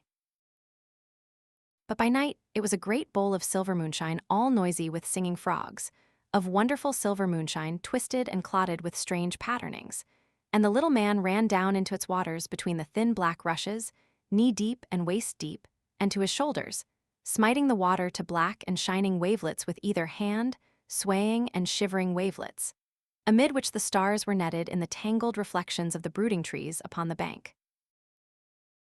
He waited until he swam, and so he crossed the pond and came out upon the other side, trailing, as it seemed to him, not duckweed but very silver in long, clinging, dripping masses. And up he went through the transfigured tangles of the willow-herb and the uncut seeding grass of the farther bank, and so he came glad and breathless into the highroad. "I am glad," he said, "beyond measure, that I had clothes that fitted this occasion." The highroad ran straight as an arrow flies, straight into the deep blue pit of sky beneath the moon, a white and shining road between the singing nightingales, and along it he went, running now and leaping, and now walking and rejoicing, in the clothes his mother had made for him with tireless, loving hands. The road was deep in dust, but that for him was only soft whiteness, and as he went a great dim moth came fluttering round his wet and shimmering and hastening figure. At first he did not heed the moth, and then he waved his hands at it and made a sort of dance with it as it circled round his head.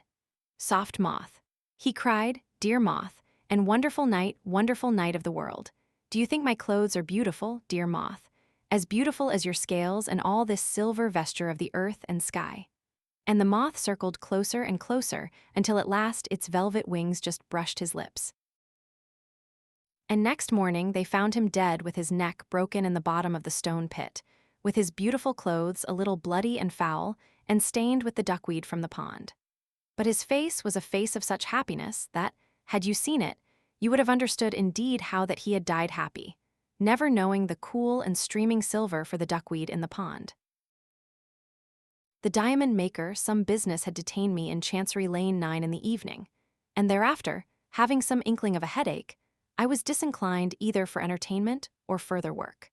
So much of the sky as the high cliffs of that narrow canon of traffic left visible spoke of a serene night, and I determined to make my way down to the embankment, and rest my eyes and cool my head by watching the variegated lights upon the river. Beyond comparison, the night is the best time for this place. A merciful darkness hides the dirt of the waters, and the lights of this transitional age, red glaring orange, gas yellow, and electric white, are set in shadowy outlines of every possible shade between gray and deep purple. Through the arches of Waterloo Bridge, 100 points of light mark the sweep of the embankment, and above its parapet rise the towers of Westminster, warm gray against the starlight. The Black River goes by with only a rare ripple breaking its silence and disturbing the reflections of the lights that swim upon its surface. "A warm night," said a voice at my side. I turned my head and saw the profile of a man who was leaning over the parapet beside me. It was a refined face, not unhandsome, though pinched and pale enough, and the coat collar turned up and pinned round the throat marked his status in life as sharply as a uniform.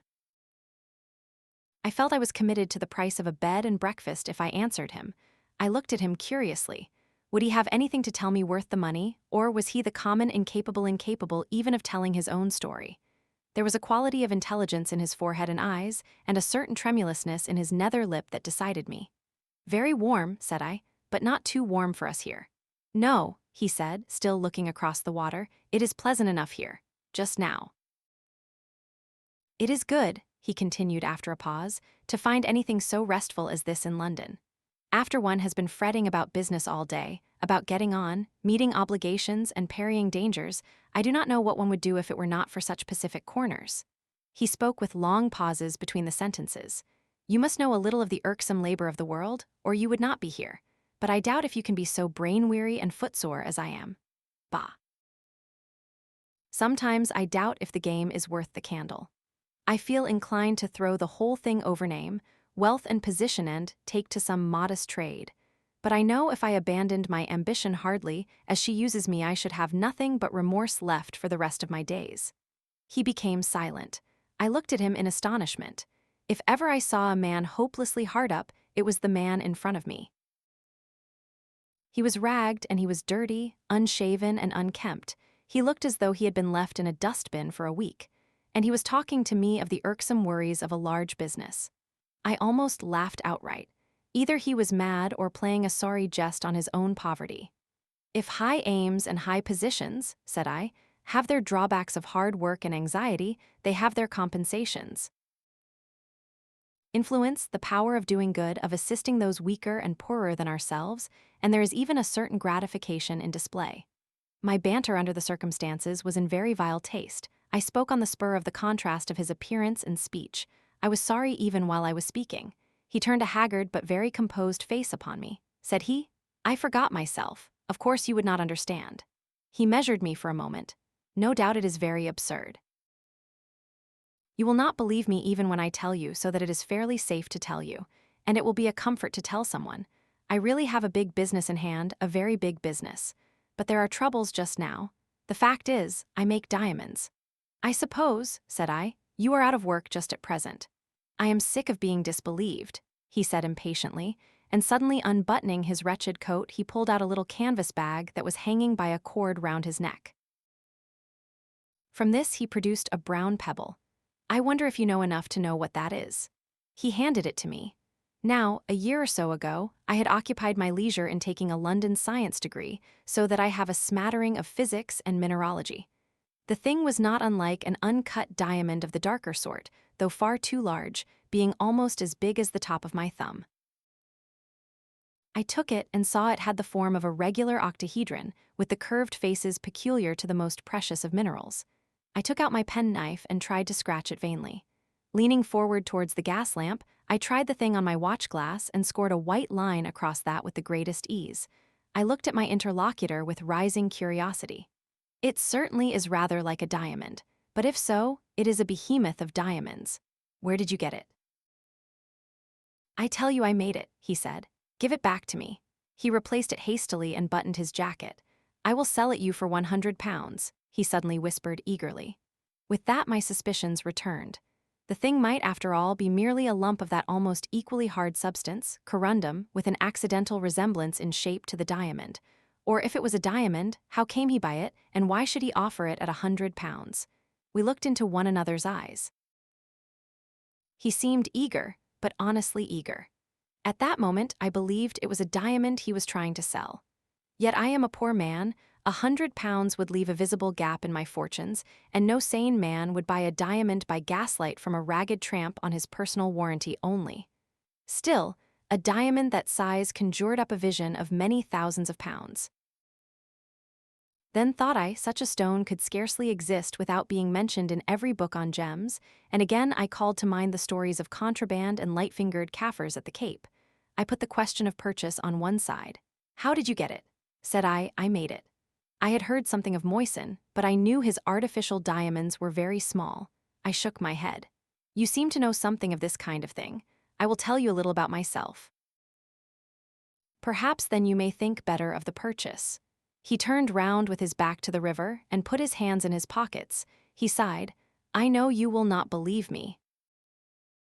Diamonds, he began, and, as he spoke, his voice lost its faint flavor of the tramp and assumed something of the easy tone of an educated manner, to be made by throwing carbon out of combination in a suitable flux and under a suitable pressure. The carbon crystallizes out, not as blacklead or charcoal powder, but as small diamonds. So much has been known to chemists for years, but no one yet had hit upon exactly the right flux in which to melt up the carbon, or exactly the right pressure for the best results. Consequently, the diamonds made by chemists are small and dark, and worthless as jewels. Now I, have given up my life to this problem, given my life to it. I began to work at the conditions of diamond making when I was 17, and now I am 32. It seemed to me that it might take all the thought and energies of a man for 10 years or 20 years, but even if it did, the game was still worth the candle. Suppose one to have at last just hit the right trick before the secret got out and diamonds became as common as coal, one might realize millions. Millions. He paused and looked for my sympathy. His eyes shone hungrily. To think, said he, that I am on the verge of it all and here. I had, he proceeded, about £1,000 when I was 21, and this, I thought, eked out by a little teaching, would keep my researches going. A year or two was spent in study, at Berlin chiefly, and then I continued on my own account. The trouble was the secrecy. You see, if once I had let out what I was doing, other men might have been spurred on by my belief in the practicability of the idea. And I do not pretend to be such a genius as to have been sure of coming in first, in the case of a race for the discovery. And you see, it was important that if I really meant to make a pile, people should not know it was an artificial process and capable of turning out diamonds by the ton. So I had to work all alone. At first I had a little laboratory, but as my resources began to run out, I had to conduct my experiments in a wretched unfurnished room in Kentish Town, where I slept at last on a straw mattress on the floor among all my apparatus. The money simply flowed away. I grudged myself everything except scientific appliances. I tried to keep things going by a little teaching, but I am not a very good teacher, and I have no university degree, nor very much education except in chemistry, and I found I had to give a lot of time and labor for precious little money. But I got nearer and nearer the thing. 3 years ago, I settled the problem of the composition of the flux, and got near the pressure by putting this flux of mine and a certain carbon composition into a closed-up gun barrel, filling up with water, sealing tightly, and heating. He paused. Rather risky, said I. Yes. It burst and smashed all my windows and a lot of my apparatus, but I got a kind of diamond powder nevertheless. Following out the problem of getting a big pressure upon the molten mixture from which the things were to crystallize, I hit upon some researches of Daubry's at the Paris Laboratory des Powders et Salpêtres. He exploded dynamite in a tightly screwed steel cylinder, too strong to burst, and I found he could crush rocks into a muck not unlike the South African bed in which diamonds are found. It was a tremendous strain on my resources, but I got a steel cylinder made for my purpose after his pattern. I put in all my stuff and my explosives, built up a fire in my furnace, put the whole concern in, and went out for a walk. I could not help laughing at his matter-of-fact manner. Did you not think it would blow up the house? Were there other people in the place? It was in the interest of science, he said, ultimately. There was a costermonger family on the floor below, a begging letter writer in the room behind mine, and 2 flower women were upstairs. Perhaps it was a bit thoughtless, but possibly some of them were out. When I came back, the thing was just where I left it, among the white-hot coals. The explosive hadn't burst the case, and then I had a problem to face. You know, time is an important element in crystallization. If you hurry the process, the crystals are small. It is only by prolonged standing that they grow to any size. I resolved to let this apparatus cool for 2 years, letting the temperature go down slowly during the time. And I was now quite out of money, and with a big fire and the rent of my room, as well as my hunger to satisfy, I had scarcely a penny in the world. I can hardly tell you all the shifts I was put to while I was making the diamonds. I have sold newspapers, held horses, opened cab doors. For many weeks I addressed envelopes. I had a place as assistant to a man who owned a barrow and used to call down one side of the road while he called down the other.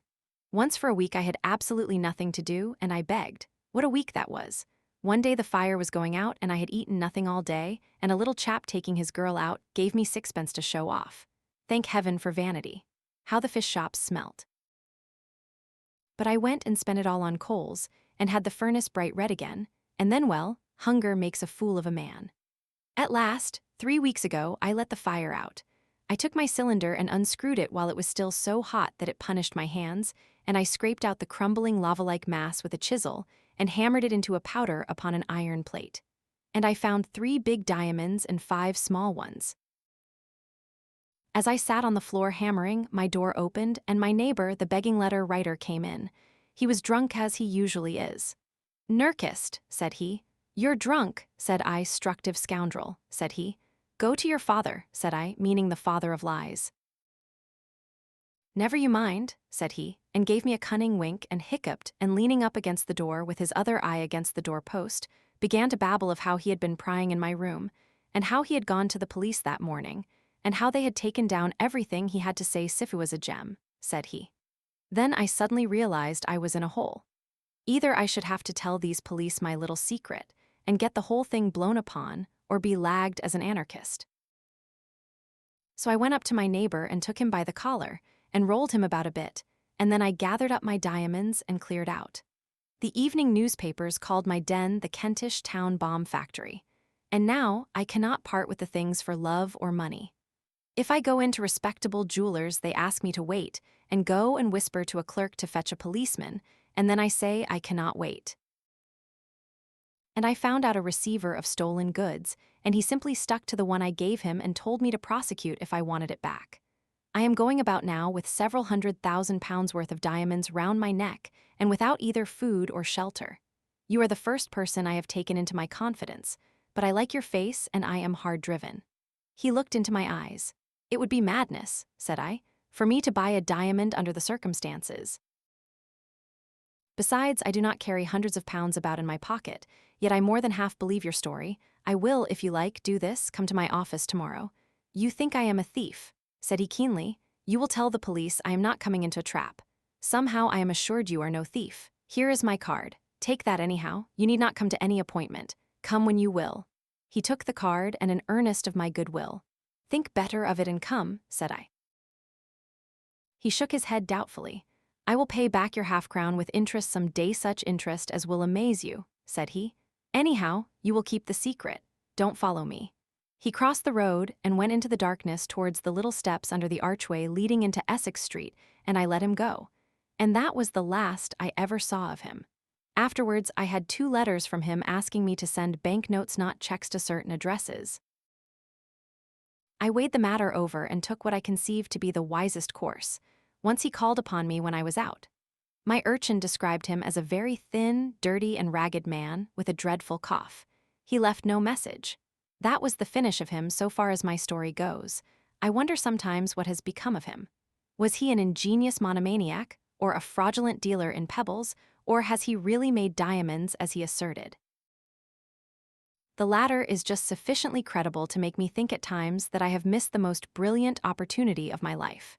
He may of course be dead, and his diamonds carelessly thrown aside one, I repeat, was almost as big as my thumb. Or he may be still wandering about trying to sell the things. It is just possible he may yet emerge upon society, and, passing athwart my heavens in the serene altitudes sacred to the wealthy and the well-advertised, reproach me silently for my want of enterprise.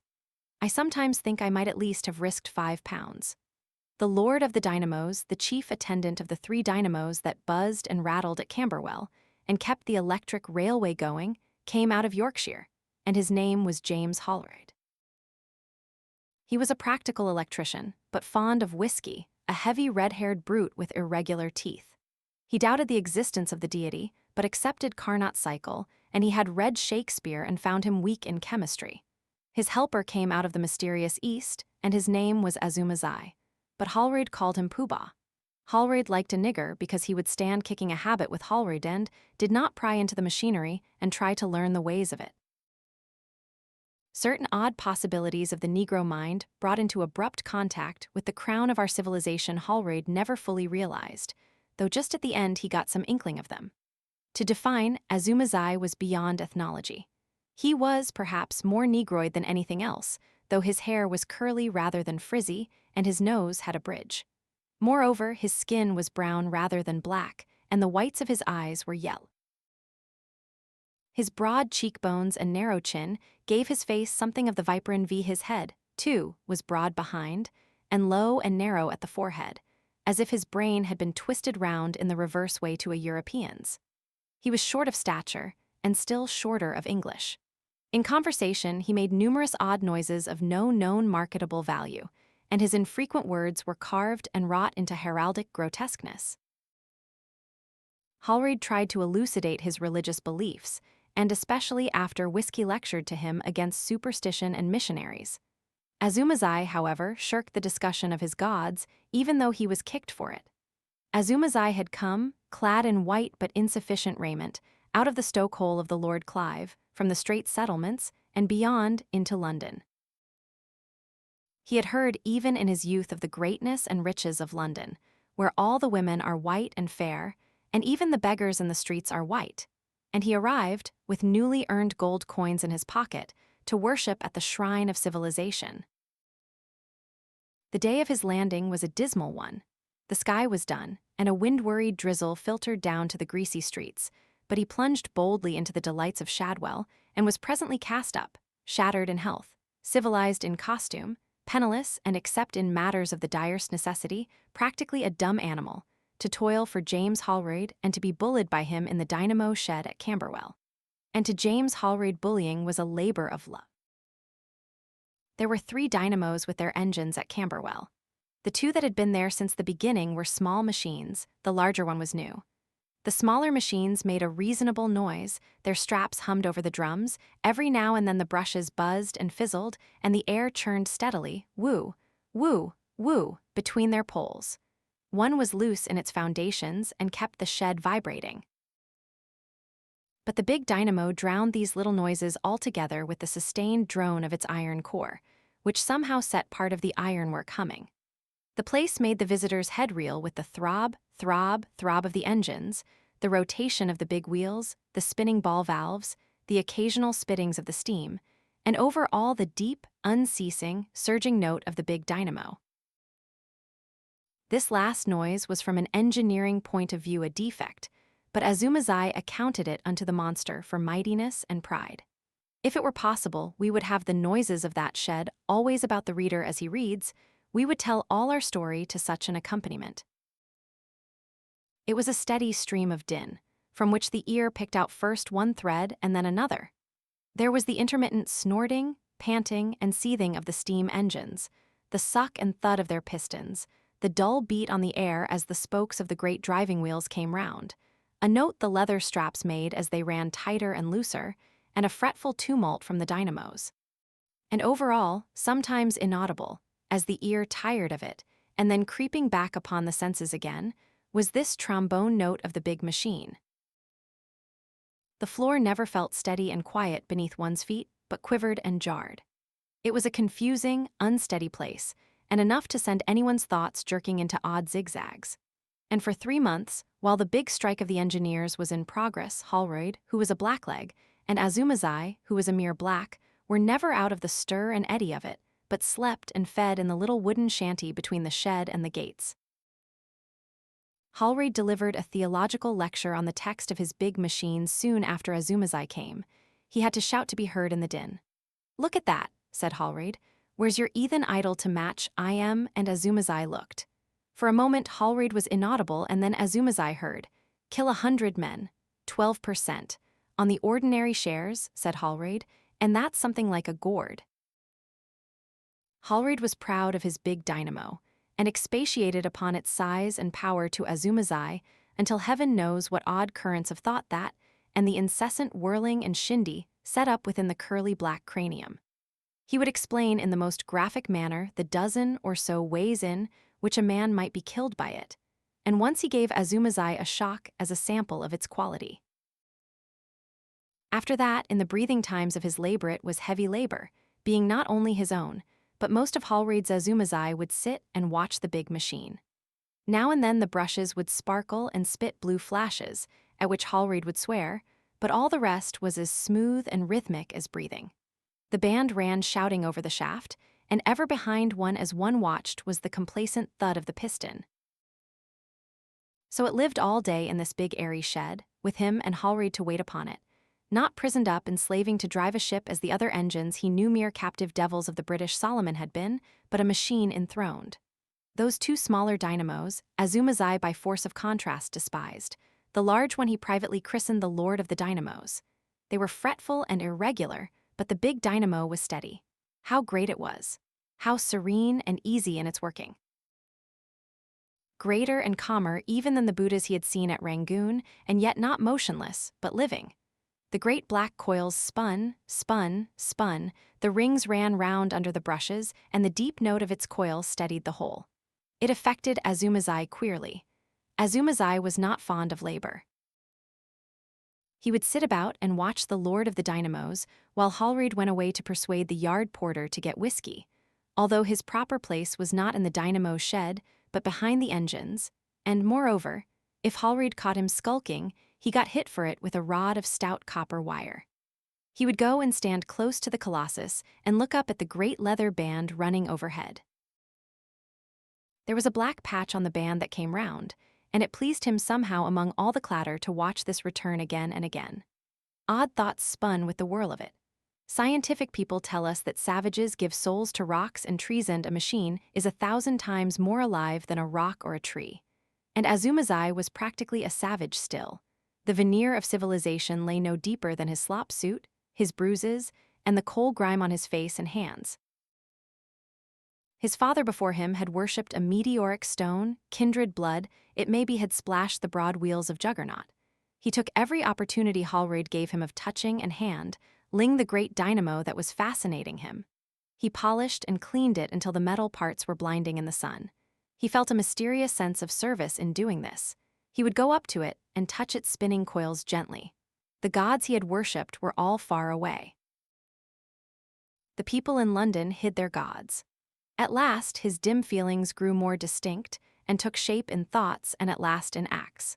When he came into the roaring shed one morning, he salaamed to the Lord of the Dynamos, and then when Holroyd was away, he went and whispered to the thundering machine that he was its servant and prayed it to have pity on him and save him from Holroyd. As he did so, a rare gleam of light came in through the open archway of the throbbing machine shed, and the Lord of the Dynamos, as he whirled and roared, was radiant with pale gold. Then Azumazai knew that his service was acceptable to his lord. After that, he did not feel so lonely as he had done, and he had indeed been very much alone in London. And even when his work time was over, which was rare, he loitered about the shed. Then, the next time Hallreid maltreated him, Azumazai went presently to the Lord of the Dynamos and whispered, "Thou seest, O my lord." And the angry whir of the machinery seemed to answer him. Thereafter it appeared to him that whenever Hallreid came into the shed, a different note came into the sounds of the dynamo. "My lord bides his time," said Azumazai to himself. "The iniquity of the fool is not yet ripe." And he waited and watched for the day of reckoning. One day there was evidence of short-circuiting, and Hallreid, making an unwary examination, it was in the afternoon, got a rather severe shock.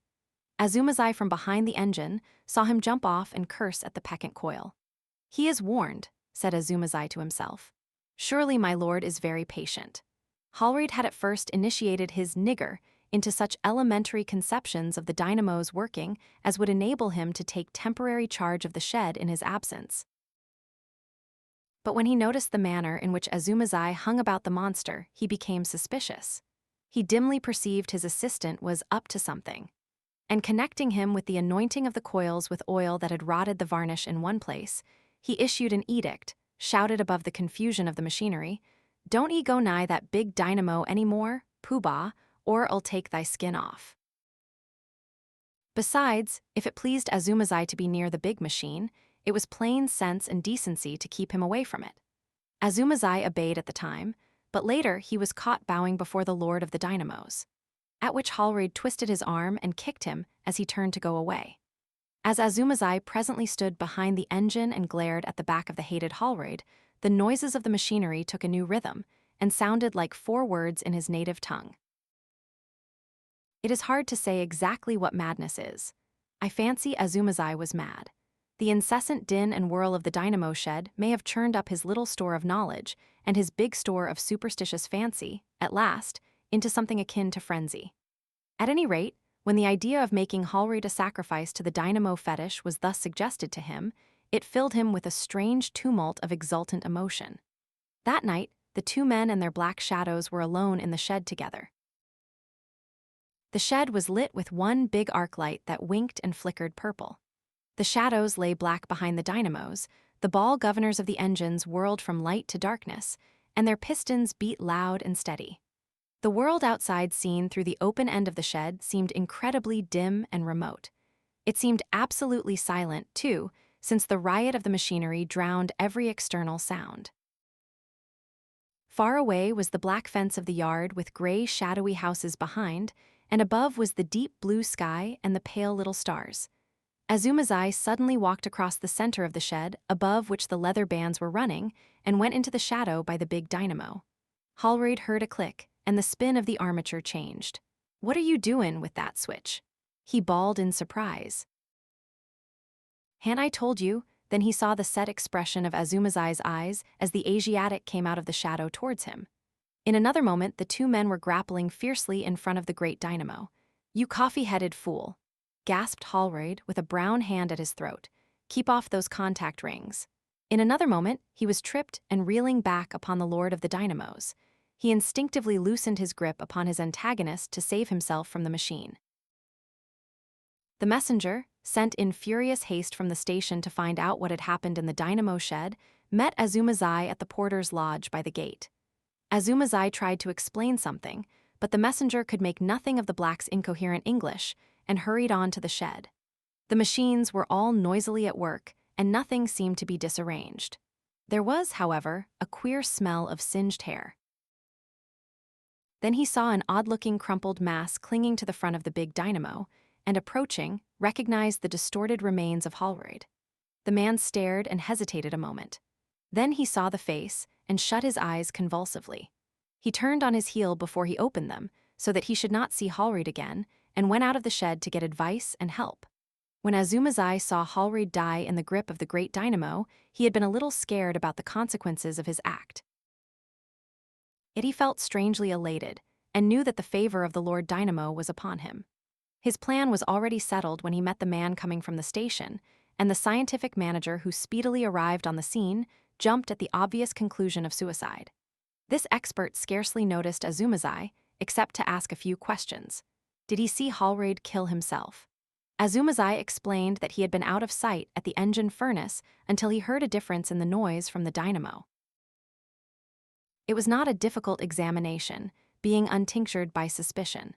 The distorted remains of Hallraid, which the electrician removed from the machine, were hastily covered by the porter with a coffee-stained tablecloth. Somebody, by a happy inspiration, fetched a medical man. The expert was chiefly anxious to get the machine at work again, for 7 or 8 trains had stopped midway in the stuffy tunnels of the electric railway. Azumazai, answering or misunderstanding the questions of the people who had by authority or impudence come into the shed, was presently sent back to the stokehole by the scientific manager.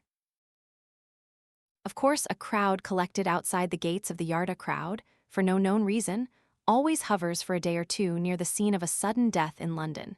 2 or 3 reporters percolated somehow into the engine shed, and one even got to Azumazai, but the scientific expert cleared them out again, being himself an amateur journalist. Presently the body was carried away, and public interest departed with it.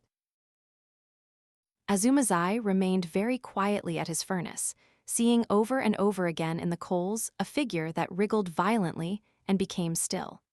An hour after the murder, to anyone coming into the shed, it would have looked exactly as if nothing had ever happened there. Peeping presently from his engine room, the black saw the Lord Dynamo spin and whirl beside his little brothers, and the driving wheels were beating round, and the steam in the pistons went thud, thud, exactly as it had been earlier in the evening. After all, from the mechanical point of view, it had been a most insignificant incident, the mere temporary deflection of a current. But now the slender form and slender shadow of the scientific manager replaced the sturdy outline of Hallraid traveling up and down the lane of light upon the vibrating floor under the straps between the engines and the dynamos. "Have I not served my lord?" said Azumazai inaudibly from his shadow, and the note of the great dynamo rang out full and clear. As he looked at the big whirling mechanism, the strange fascination of it that had been a little in abeyance since Hallraid's death resumed its sway. Never had Azumazai seen a man killed so swiftly and pitilessly. The big humming machine had slain its victim without wavering for a second from its steady beating. It was indeed a mighty god. The unconscious scientific manager stood with his back to him, scribbling on a piece of paper. His shadow lay at the foot of the monster. Was the Lord Dynamo still hungry? His servant was ready. Azumazai made a stealthy step forward, then stopped. The scientific manager suddenly stopped writing and walked down the shed to the endmost of the dynamos and began to examine the brushes. Azumazai hesitated and then slipped across noiselessly into shadow by the switch. There he waited. Presently the manager's footsteps could be heard returning. He stopped in his old position, unconscious of the stoker crouching 10 feet away from him. Then the big dynamo suddenly fizzled, and in another moment Azumazai had sprung out of the darkness upon him. First, the scientific manager was gripped round the body and swung towards the big dynamo. Then, kicking with his knee and forcing his antagonist's head down with his hands, he loosened the grip on his waist and swung round away from the machine. Then the black grasped him again, putting a curly head against his chest, and they swayed and panted as it seemed for an age or so.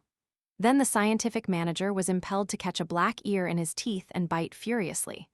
The black yelled hideously. They rolled over on the floor, and the black, who had apparently slipped from the vice of the teeth or parted with some ear, the scientific manager wondered which at the time tried to throttle him.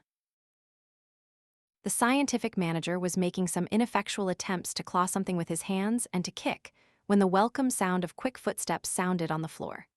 The next moment, Azumazai had left him and darted towards the big dynamo. There was a splutter amid the roar. The officer of the company who had entered stood staring as Azumazai caught the naked terminals in his hands, gave one horrible convulsion, and then hung motionless from the machine, his face violently distorted. "I'm jolly glad you came in when you did," said the scientific manager, still sitting on the floor. He looked at the still quivering figure. "It's not a nice death to die, apparently, but it is quick." The official was still staring at the body. He was a man of slow apprehension. There was a pause. The scientific manager got up on his feet rather awkwardly. He ran his fingers along his collar thoughtfully and moved his head to and fro several times. "Poor Hallraid, I see now." Then almost mechanically, he went towards the switch in the shadow and turned the current into the railway circuit again. As he did so, the singed body loosened its grip upon the machine and fell forward on its face. The core of the dynamo roared out loud and clear, and the armature beat the air. So ended prematurely the worship of the dynamo deity, perhaps the most short-lived of all religions. Yet withal it could at least boast a martyrdom and a human sacrifice. The country of the blind, 300 miles and more from Chimborazo, 100 from the snows of Cotopaxi, in the wildest wastes of Ecuador's Andes, there lies that mysterious mountain valley, cut off from all the world of men, the country of the blind.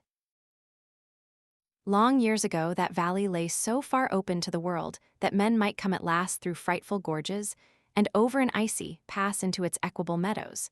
And thither indeed men came, a family or so of Peruvian half-breeds fleeing from the lust and tyranny of an evil Spanish ruler.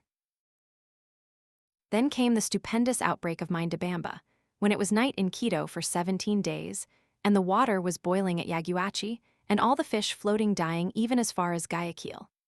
Everywhere along the Pacific slopes, there were landslips and swift thawings and sudden floods, and one whole side of the old Arauca crest slipped and came down in thunder, and cut off the country of the blind forever from the exploring feet of men. But one of these early settlers had chanced to be on the hither side of the gorges when the world had so terribly shaken itself, and he perforce had to forget his wife and his child and all the friends and possessions he had left up there, and start life over again in the lower world. He started it again, but blindness overtook him, and he died of punishment in the mines. But the story he told begot a legend that lingers along the length of the Cordilleras of the Andes to this day. He told of his reason for venturing back from that fastness, into which he had first been carried lashed to a llama beside a vast bale of gear when he was a child. The valley, he said, had in it all that the heart of man could desire: sweet water, pasture, and even climate, slopes of rich brown soil with tangles of a shrub that bore an excellent fruit, and on one side great hanging forests of pine that held the avalanches high. Far overhead, on 3 sides, vast cliffs of gray-green rock were capped by cliffs of ice, but the glacier stream came not to them, but flowed away by the farther slopes, and only now and then huge ice masses fell on the valley side. In this valley, it neither rained nor snowed, but the abundant springs gave a rich green pasture. That irrigation would spread over all the valley space. The settlers did well indeed there. Their beasts did well and multiplied, and but one thing marred their happiness. Yet it was enough to mar it greatly. A strange disease had come upon them, and had made all the children born to them there and, indeed, several older children also blind. It was to seek some charm or antidote against this plague of blindness that he had with fatigue and danger and difficulty returned down the gorge. In those days, in such cases, men did not think of germs and infections, but of sins, and it seemed to him that the reason of this affliction must he in the negligence of these priestless immigrants to set up a shrine so soon as they entered the valley.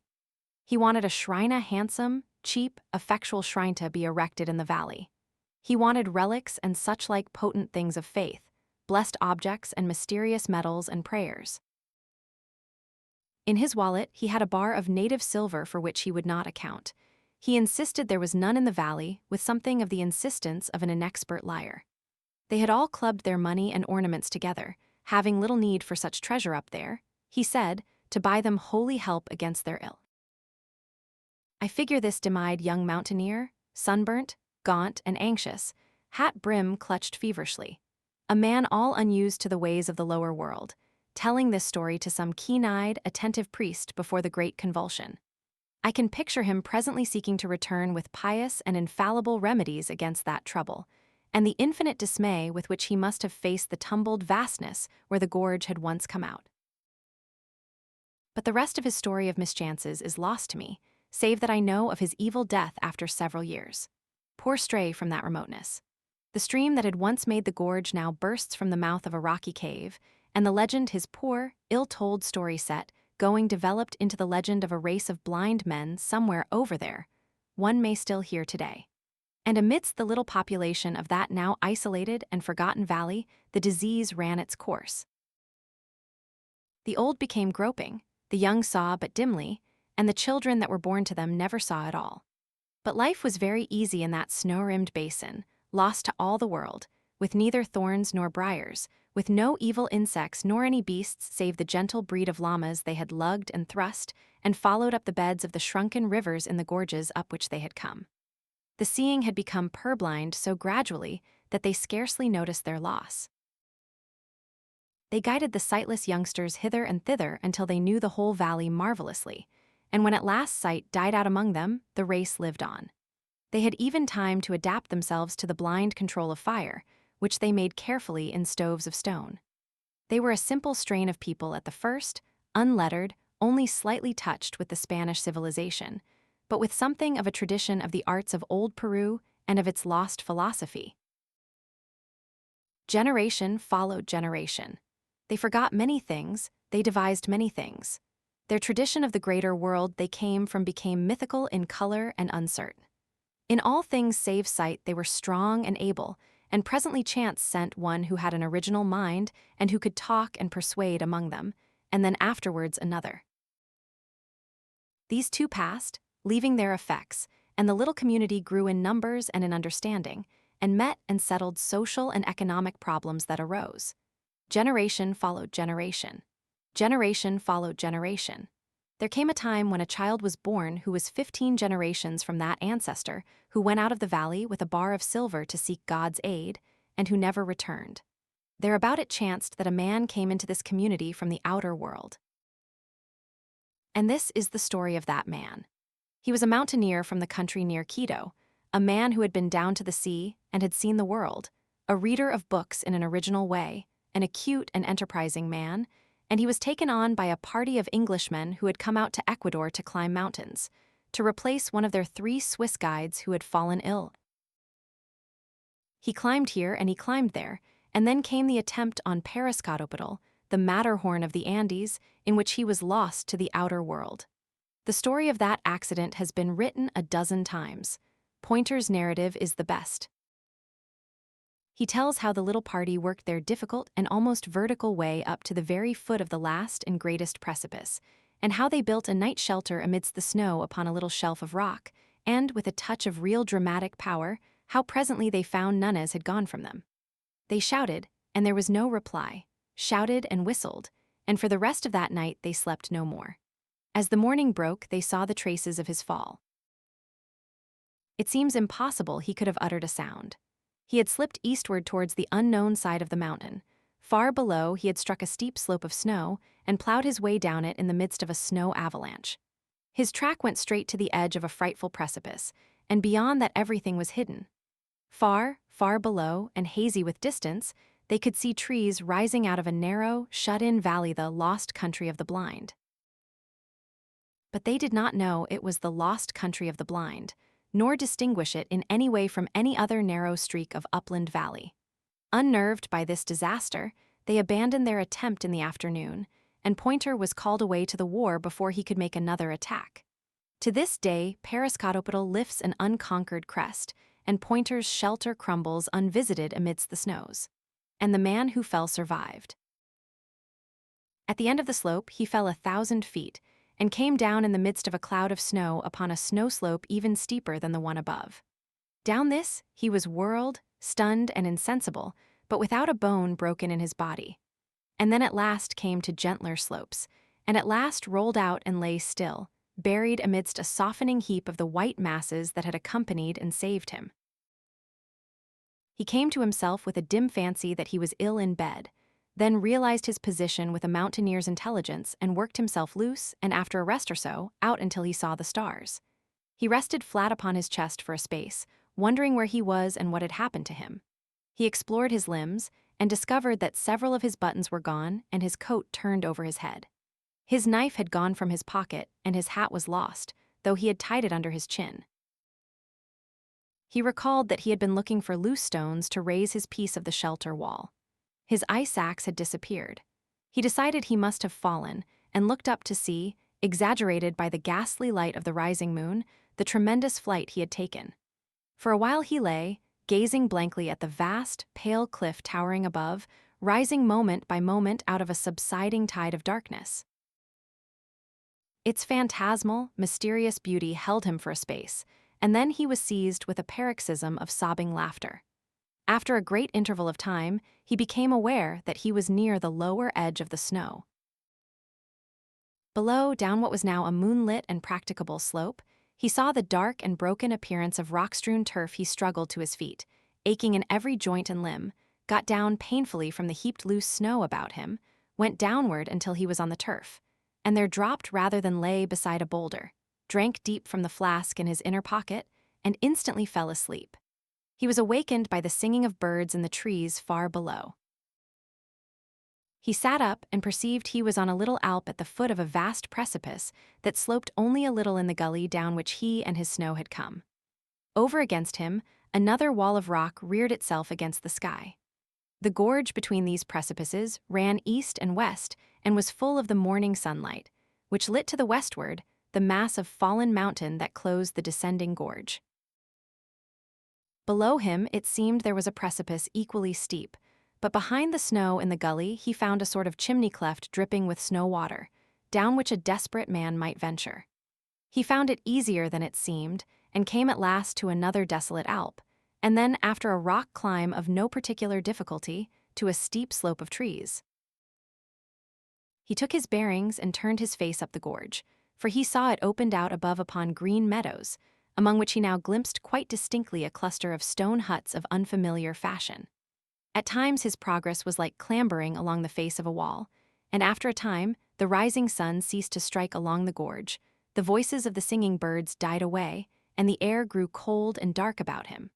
But the distant valley with its houses was all the brighter for that. He came presently to talus, and among the rocks he noted for, he was an observant mannan unfamiliar fern that seemed to clutch out of the crevices with intense green hands. He picked a frond or so and gnawed its stalk, and found it helpful. About midday he came at last out of the throat of the gorge into the plain and the sunlight. He was stiff and weary. He sat down in the shadow of a rock, filled up his flask with water from a spring and drank it down, and remained for a time, resting before he went on to the houses. They were very strange to his eyes, and indeed the whole aspect of that valley became, as he regarded it, queerer and more unfamiliar. The greater part of its surface was lush green meadow, starred with many beautiful flowers, irrigated with extraordinary care, and bearing evidence of systematic cropping piece by piece. High up and ringing the valley about was a wall, and what appeared to be a circumferential water channel, from which the little trickles of water that fed the meadow plants came, and on the higher slopes above this flocks of llamas cropped the scanty herbage. Sheds, apparently shelters or feeding places for the llamas, stood against the boundary wall here and there. The irrigation streams ran together into a main channel down the center of the valley, and this was enclosed on either side by a wall breast high. This gave a singularly urban quality to this secluded place, a quality that was greatly enhanced by the fact that a number of paths paved with black and white stones, and each with a curious little curb at the side, ran hither and thither in an orderly manner. The houses of the central village were quite unlike the casual and higgledy-piggledy agglomeration of the mountain villages he knew. They stood in a continuous row on either side of a central street of astonishing cleanness. Here and there party-colored facade was pierced by a door, and not a solitary window broke their even frontage.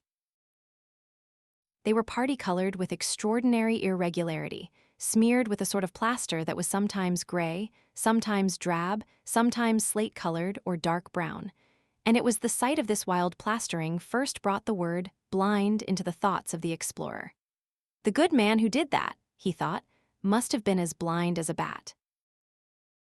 He descended a steep place, and so came to the wall and channel that ran about the valley, near where the latter spouted out its surplus contents into the deeps of the gorge, in a thin and wavering thread of cascade. He could now see a number of men and women resting on piled heaps of grass, as if taking a siesta, in the remoter part of the meadow, and nearer the village a number of recumbent children, and then nearer at hand 3 men carrying pails on yokes along a little path that ran from the encircling wall towards the houses. These latter were clad in garments of llama cloth and boots and belts of leather, and they wore caps of cloth with back and ear flaps. They followed one another in single file, walking slowly and yawning as they walked, like men who have been up all night. There was something so reassuringly prosperous and respectable in their bearing that after a moment's hesitation, Nunez stood forward as conspicuously as possible upon his rock, and gave vent to a mighty shout that echoed round the valley. The three men stopped and moved their heads as though they were looking about them. They turned their faces this way and that, and Nunez gesticulated with freedom. But they did not appear to see him for all his gestures, and after a time, directing themselves towards the mountains far away to the right, they shouted as if in answer. Nunez bawled again, and then once more, and as he gestured ineffectually the word, blind, came up to the top of his thoughts. "The fools must be blind," he said. When at last, after much shouting and wrath, Nunez crossed the stream by a little bridge, came through a gate in the wall, and approached them, he was sure that they were blind. He was sure that this was the country of the blind of which the legends told. Conviction had sprung upon him, and a sense of great and rather enviable adventure. The three stood side by side, not looking at him, but with their ears directed towards him, judging him by his unfamiliar steps. They stood close together like men a little afraid, and he could see their eyelids closed and sunken, as though the very balls beneath had shrunk away. There was an expression near awe on their faces. "A man," one said, in hardly recognizable Spanish. "A man, it is a man, or a spirit coming down from the rocks." But Nunez advanced with the confident steps of a youth who enters upon life. All the old stories of the Lost Valley and the country of the blind had come back to his mind, and through his thoughts ran this old proverb, as if it were a refrain: "In the country of the blind, the one-eyed man is king. In the country of the blind, the one-eyed man is king." And very civilly he gave them greeting. He talked to them and used his eyes. "Where does he come from, Brother Pedro?" asked one. "Down out of the rocks." "Over the mountains I come," said Nunez, "out of the country beyond there where men can see. From near Bogotá where there are 100,000 of people, and where the city passes out of sight." "Sight," muttered Pedro. "Sight. He comes," said the second blind man, "out of the rocks." The cloth of their coats, Nunez saw, was curious fashioned, each with a different sort of stitching. They startled him by a simultaneous movement towards him, each with a hand outstretched. He stepped back from the advance of these spread fingers. "Come hither," said the third blind man, following his motion and clutching him neatly, and they held Nunez and felt him over, saying no word further until they had done so. "Carefully," he cried, with a finger in his eye, and found they thought that organ with its fluttering lids a queer thing in him. They went over it again. "A strange creature, Correa," said the one called Pedro. "Feel the coarseness of his hair, like a llama's hair." "Rough he is as the rocks that begot him," said Correa, investigating Nunez's unshaven chin with a soft and slightly moist hand. "Perhaps he will grow finer." Nunez struggled a little under their examination, but they gripped him firm. "Carefully," he said again. "He speaks," said the third man. "Certainly he is a man." "Ahe," said Pedro at the roughness of his coat. "And you have come into the world?" asked Pedro. "Out of the world." "Over mountains and glaciers, right over above there, halfway to the sun. Out of the great, big world that goes down 12 days' journey to the sea." They scarcely seemed to heed him. "Our fathers have told us men may be made by the forces of nature," said Correa. "It is the warmth of things and moisture and rottenness. Let us lead him to the elders," said Pedro. "Shout first," said Correa, "lest the children be afraid.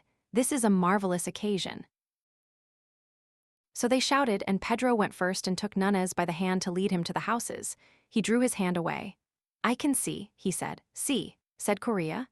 "Yes, see," said Nunez, turning towards him, and stumbled against Pedro's pail. "His senses are still imperfect," said the third blind man. "He stumbles and talks unmeaning words. Lead him by the hand."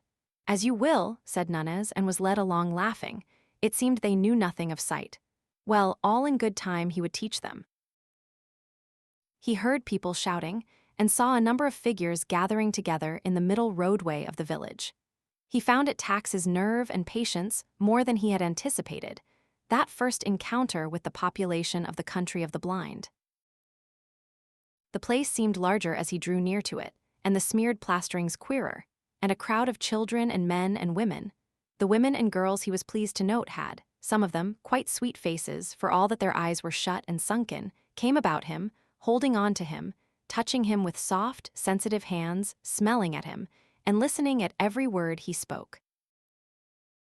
Some of the maidens and children, however, kept aloof as if afraid, and indeed his voice seemed coarse and rude beside their softer notes. They mobbed him. His 3 guides kept close to him with an effect of proprietorship and said again and again, "A wild man out of the rocks." "Bogota," he said. "Bogota over the mountain crests." "A wild man using wild words," said Pedro. "Did you hear that, Bogota? His mind has hardly formed yet. He has only the beginnings of speech." A little boy nipped his hand. "Bogota," he said mockingly. "I, a city to your village, I come from the great world where men have eyes and see. His name's Bogota," they said. "He stumbled," said Korea, "stumbled twice as we came hither. Bring him in to the elders." And they thrust him suddenly through a doorway into a room as black as pitch, save at the end there faintly glowed a fire. The crowd closed in behind him and shut out all but the faintest glimmer of day, and before he could arrest himself, he had fallen headlong over the feet of a seated man. His arm, outflung, struck the face of someone else as he went down. He felt the soft impact of features and heard a cry of anger, and for a moment he struggled against a number of hands that clutched him. It was a one-sided fight. An inkling of the situation came to him, and he lay quiet. "I fell down," B said. "I couldn't see in this pitchy darkness." There was a pause as if the unseen persons about him tried to understand his words. Then the voice of Korea said, "He is but newly formed. He stumbles as he walks and mingles words that mean nothing with his speech." Others also said things about him that he heard or understood imperfectly. "May I sit up?" he asked in a pause. "I will not struggle against you again." They consulted and let him rise. The voice of an older man began to question him, and Nunez found himself trying to explain the great world out of which he had fallen, and the sky and mountains and such-like marvels, to these elders who sat in darkness in the country of the blind. And they would believe and understand nothing whatever that he told them, a thing quite outside his expectation. They would not even understand many of his words. For 14 generations, these people had been blind and cut off from all the seeing world. The names for all the things of sight had faded and changed. The story of the outer world was faded and changed to a child's story, and they had ceased to concern themselves with anything beyond the rocky slopes above their circling wall. Blind men of genius had arisen among them and questioned the shreds of belief and tradition they had brought with them from their seeing days, and had dismissed all these things as idle fancies, and replaced them with new and saner explanations. Much of their imagination had shriveled with their eyes, and they had made for themselves new imaginations with their ever more sensitive ears and fingertips. Slowly Nunez realized this, that his expectation of wonder and reverence at his origin and his gifts was not to be borne out. And after his poor attempt to explain sight to them had been set aside as the confused version of a new maid being describing the marvels of his incoherent sensations, he subsided, a little dashed, into listening to their instruction. And the eldest of the blind men explained to him life and philosophy and religion, how that the world, meaning their valley, had been first an empty hollow in the rocks, and then had come first inanimate things without the gift of touch, and llamas and a few other creatures that had little sense, and then men, and at last angels, whom one could hear singing and making fluttering sounds, but whom no one could touch at all, which puzzled Nunez greatly until he thought of the birds.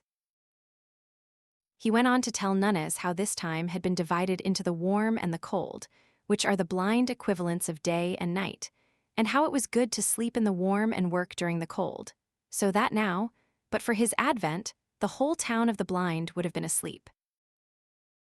He said Nunez must have been specially created to learn and serve the wisdom they had acquired, and that for all his mental incoherency and stumbling behavior, he must have courage and do his best to learn, and at that all the people in the doorway murmured encouragingly.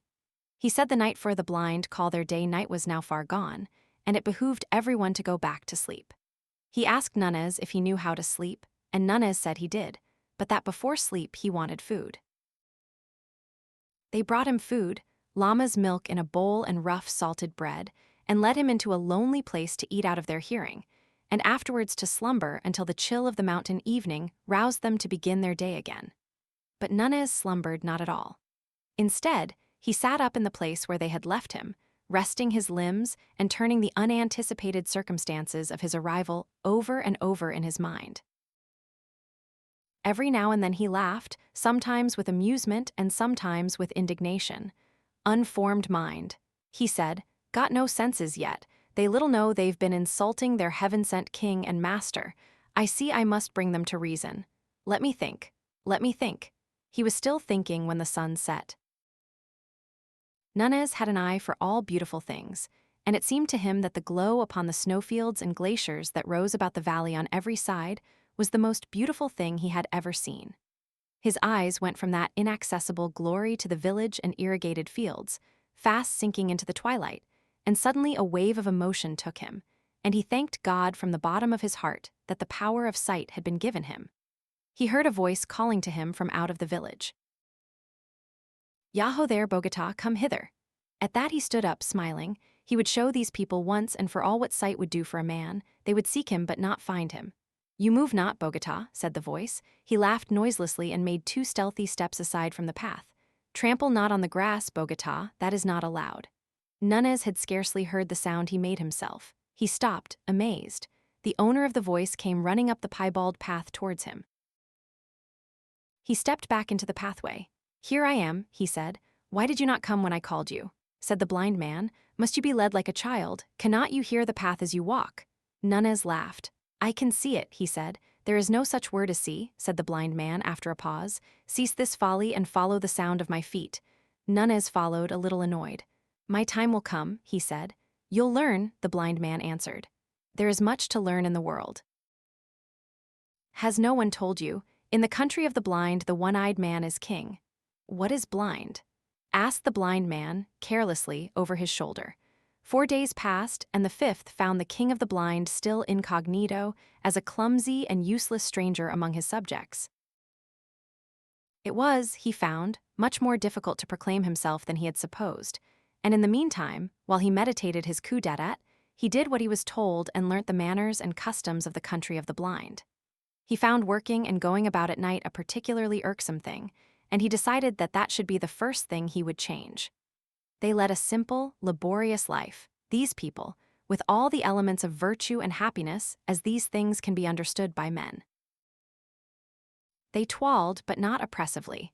They had food and clothing sufficient for their needs. They had days and seasons of rest. They made much of music and singing, and there was love among them and little children. It was marvelous with what confidence and precision they went about their ordered world.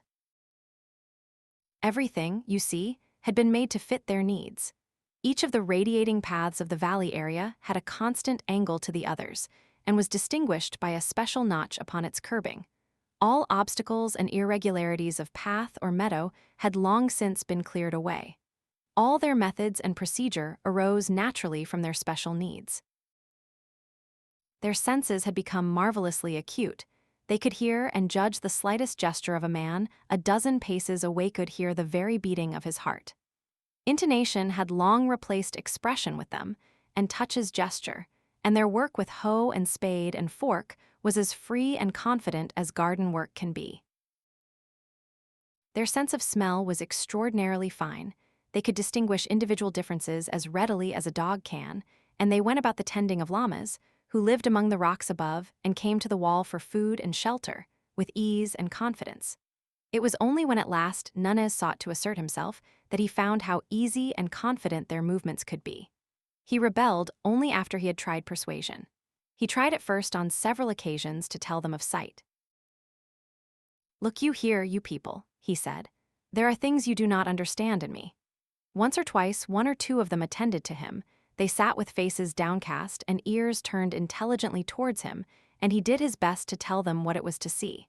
Among his hearers was a girl with eyelids less red and sunken than the others, so that one could almost fancy she was hiding eyes, whom especially he hoped to persuade. He spoke of the beauties of sight, of watching the mountains, of the sky and the sunrise, and they heard him with amused incredulity that presently became condemnatory. They told him there were indeed no mountains at all, but that the end of the rocks where the llamas grazed was indeed the end of the world. Thence sprang a cavernous roof of the universe, from which the dew and the avalanches fell. and when he maintained stoutly the world had neither end nor roof such as they supposed, they said his thoughts were wicked. So far as he could describe sky and clouds and stars to them, it seemed to them a hideous void, a terrible blankness in the place of the smooth roof to things in which they believed it was an article of faith with them, that the cavern roof was exquisitely smooth to the touch. He saw that in some manner he shocked them, and gave up that aspect of the matter altogether, and tried to show them the practical value of sight. One morning he saw Pedro in the path called 17 and coming towards the central houses, but still too far off for hearing or scent, and he told them as much. In a little while, he prophesied, Pedro will be here. An old man remarked that Pedro had no business on path 17, and then, as if in confirmation, that individual as he drew near turned and went transversely into path 10, and so back with nimble paces towards the outer wall. They mocked Nunez when Pedro did not arrive, and afterwards, when he asked Pedro questions to clear his character, Pedro denied and outfaced him, and was afterwards hostile to him. Then he induced them to let him go a long way up the sloping meadows towards the wall with one complacent individual, and to him he promised to describe all that happened among the houses. He noted certain goings and comings, but the things that really seemed to signify to these people happened inside of or behind the windowless houses, the only things they took note of to test him beyond of those he could see or tell nothing. And it was after the failure of this attempt, and the ridicule they could not repress, that he resorted to force. He thought of seizing a spade and suddenly smiting one or two of them to earth, and so in fair combat showing the advantage of eyes. He went so far with that resolution as to seize his spade, and then he discovered a new thing about himself, and that was that it was impossible for him to hit a blind man in cold blood. He hesitated and found them all aware that he had snatched up the spade. They stood all alert with their heads on one side and bent ears towards him for what he would do next. "Put that spade down," said one, and he felt a sort of helpless horror. He came near obedience. Then he had thrust one backwards against a house wall, and fled past him and out of the village. He went athwart one of their meadows, leaving a track of trampled grass behind his feet, and presently sat down by the side of one of their ways. He felt something of the buoyancy that comes to all men in the beginning of a fight, but more perplexity. He began to realize that you cannot even fight happily with creatures who stand upon a different mental basis to yourself. Far away, he saw a number of men carrying spades and sticks come out of the street of houses and advance in a spreading line along the several paths towards him. They advanced slowly, speaking frequently to one another, and ever and again the whole cordon would halt and sniff the air and listen. The first time they did this, Nunez laughed, but afterwards he did not laugh. One struck his trail in the meadow grass and came stooping and feeling his way along it. For 5 minutes he watched the slow extension of the cordon, and then his vague disposition to do something forthwith became frantic. He stood up, went a pace or so towards the circumferential wall, turned and went back a little way. There they all stood in a crescent, still and listening. He also stood still, gripping his spade very tightly in both hands, should he charge them. The pulse in his ears ran into the rhythm of "In the country of the blind, the one-eyed man is king." Should he charge them? He looked back at the high and unclimbable wall behind unclimbable because of its smooth plastering, but withal pierced with many little doors, and at the approaching line of seekers. Behind these others were now coming out of the street of houses. Should he charge them? "Bogota," called one. "Bogota, where are you?" He gripped his spade still tighter and advanced down the meadows towards the place of habitations, and directly he moved they converged upon him. "I'll hit them if they touch me," he swore. "By heaven, I will, I'll hit." He called aloud, "Look here, I'm going to do what I like in this valley. Do you hear? I'm going to do what I like and go where I like." They were moving in upon him quickly, groping yet moving rapidly. It was like playing blind man's buff with everyone blindfolded except one. "Get hold of him," cried one. He found himself in the arc of a loose curve of pursuers. He felt suddenly he must be active and resolute. "You don't understand," he cried, in a voice that was meant to be great and resolute and which broke. "You are blind and I can see. Leave me alone. Bogota, put down that spade and come off the grass." The last order, grotesque in its urban familiarity, produced a gust of anger. "I'll hurt you," he said, sobbing with emotion. "By heaven, I'll hurt you. Leave me alone." He began to run, not knowing clearly where to run. He ran from the nearest blind man because it was a horror to hit him. He stopped and then made a dash to escape from their closing ranks. He made for where a gap was wide, and the men on either side, with a quick perception of the approach of his paces, rushed in on one another. He sprang forward, and then saw he must be caught, and swish. The spade had struck. He felt the soft thud of hand and arm, and the man was down with a yell of pain, and he was through. Through. And then he was close to the street of houses again, and blind men, whirling spades and stakes, were running with a reasoned swiftness hither and thither. He heard steps behind him just in time, and found a tall man rushing forward and swiping at the sound of him. He lost his nerve, hurled his spade a yard wide of this antagonist, and whirled about and fled, fairly yelling as he dodged another. He was panic-stricken. He ran furiously to and fro, dodging when there was no need to dodge, and, in his anxiety to see on every side of him at once, stumbling. For a moment he was down, and they heard his fall. Far away in the circumferential wall, a little doorway looked like heaven, and he set off in a wild rush for it. He did not even look round at his pursuers until it was gained, and he had stumbled across the bridge, clambered a little way among the rocks, to the surprise and dismay of a young llama who went leaping out of sight and lay down sobbing for breath. And so his coup d'etat came to an end. He stayed outside the wall of the Valley of the Blind for 2 nights and days without food or shelter, and meditated upon the unexpected.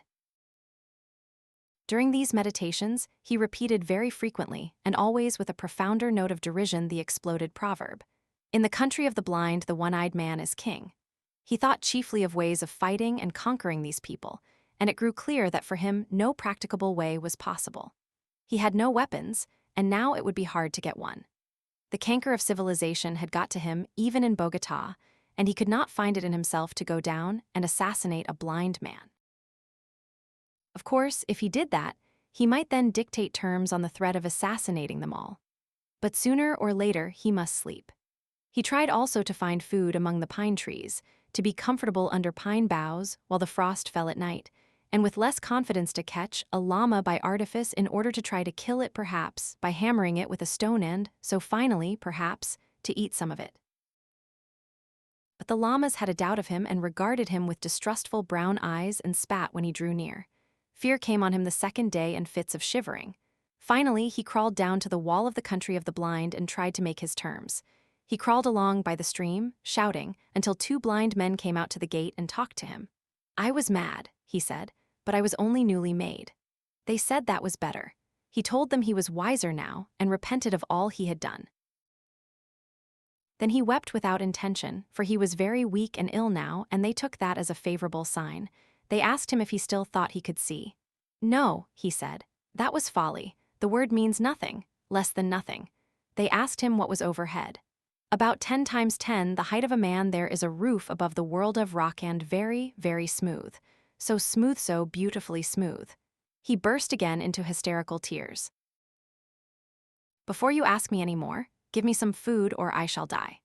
He expected dire punishments, but these blind people were capable of toleration. They regarded his rebellion as but one more proof of his general idiocy and inferiority, and after they had whipped him, they appointed him to do the simplest and heaviest work they had for anyone to do, and he, seeing no other way of living, did submissively what he was told. He was ill for some days, and they nursed him kindly. That refined his submission, but they insisted on his lying in the dark, and that was a great misery. And blind philosophers came and talked to him of the wicked levity of his mind, and reproved him so impressively for his doubts about the lid of rock that covered their cosmic casserole that he almost doubted whether indeed he was not the victim of hallucination in not seeing it overhead. So Nunez became a citizen of the country of the blind, and these people ceased to be a generalized people and became individualities to him and familiar to him, while the world beyond the mountains became more and more remote and unreal. There was Jacob, his master, a kindly man when not annoyed. There was Pedro, Jacob's nephew, and there was Medinacero, who was the youngest daughter of Jacob. She was little esteemed in the world of the blind, because she had a clear-cut face and lacked that satisfying, glossy smoothness that is the blind man's ideal of feminine beauty, but Nunez thought her beautiful at first, and presently the most beautiful thing in the whole creation. Her closed eyelids were not sunken and red after the common way of the valley, but lay as though they might open again at any moment. And she had long eyelashes, which were considered a grave disfigurement. And her voice was weak and did not satisfy the acute hearing of the valley swains, so that she had no lover. There came a time when Nunez thought that, could he win her, he would be resigned to live in the valley for all the rest of his days. He watched her, he sought opportunities of doing her little services, and presently he found that she observed him. Once at a rest day, gathering they sat side by side in the dim starlight, and the music was sweet. His hand came upon hers and he dared to clasp it. Then very tenderly she returned his pressure. And one day, as they were at their meal in the darkness, he felt her hand very softly seeking him, and as it chanced the fire leapt then, and he saw the tenderness of her face. He sought to speak to her. He went to her one day when she was sitting in the summer moonlight spinning. The light made her a thing of silver and mystery. He sat down at her feet and told her he loved her, and told her how beautiful she seemed to him. He had a lover's voice, he spoke with a tender reverence that came near to awe, and she had never before been touched by adoration. She made him no definite answer, but it was clear his words pleased her. After that, he talked to her whenever he could take an opportunity. The valley became the world for him, and the world beyond the mountains where men lived by day seemed no more than a fairy tale he would some day pour into her ears. Very tentatively and timidly he spoke to her of sight. Sight seemed to her the most poetical of fancies, and she listened to his description of the stars and the mountains and her own sweet white-lit beauty as though it was a guilty indulgence. She did not believe, she could only half understand, but she was mysteriously delighted, and it seemed to him that she completely understood. His love lost its awe and took courage. Presently he was for demanding her of Jacob and the elders in marriage, but she became fearful and delayed.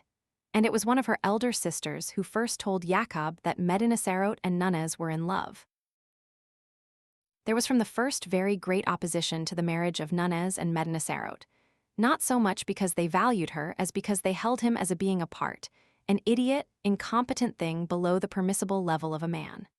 Her sisters opposed it bitterly as bringing discredit on them all. And old Jacob, though he had formed a sort of liking for his clumsy, obedient serf, shook his head and said the thing could not be.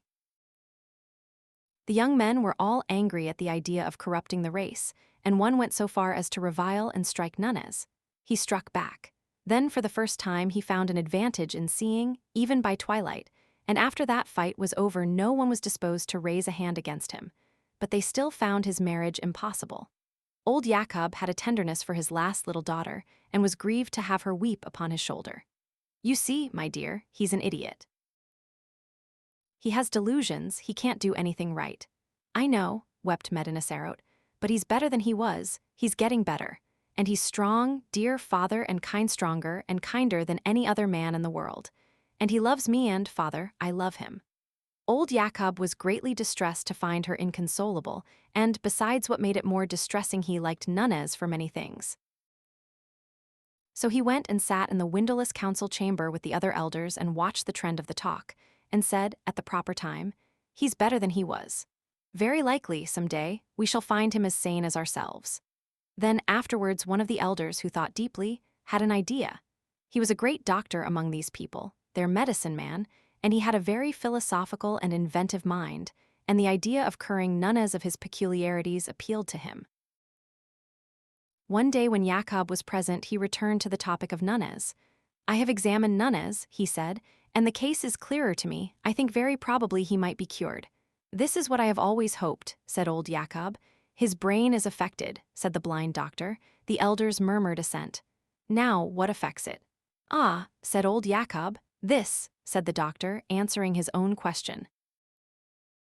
"Those queer things that are called the eyes, and which exist to make an agreeable depression in the face, are diseased, in the case of Nunez, in such a way as to affect his brain. They are greatly distended, he has eyelashes, and his eyelids move, and consequently his brain is in a state of constant irritation and distraction." "Yes," said old Jacob. "Yes. And I think I may say with reasonable certainty that in order to cure him complete, all that we need to do is a simple and easy surgical operation, namely, to remove these irritant bodies. And then he will be sane. Then he will be perfectly sane and a quite admirable citizen. "Thank heaven for science," said old Jacob, and went forth at once to tell Nunez of his happy hopes. But Nunez's manner of receiving the good news struck him as being cold and disappointing. "One might think," he said, "from the tone you take that you did not care for my daughter.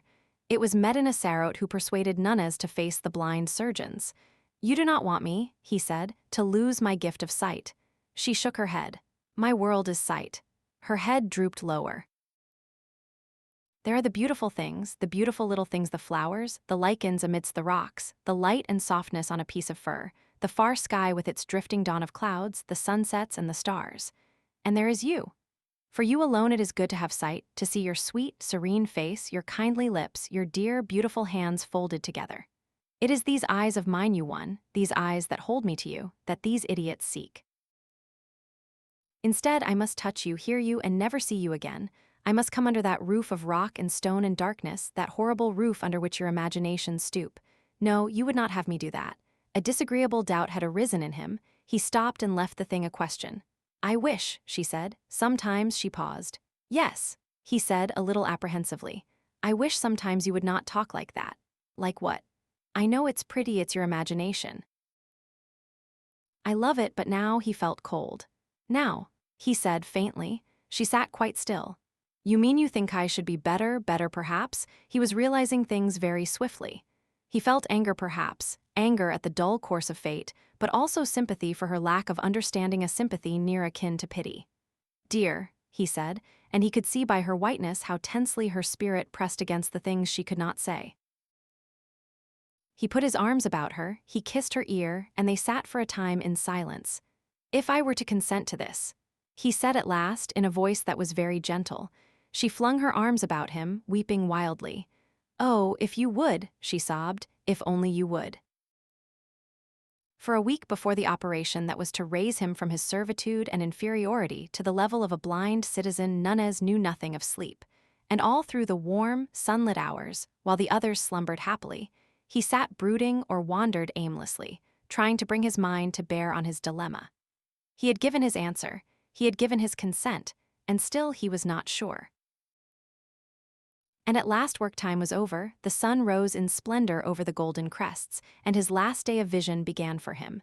He had a few minutes with Medina Sarot before she went apart to sleep.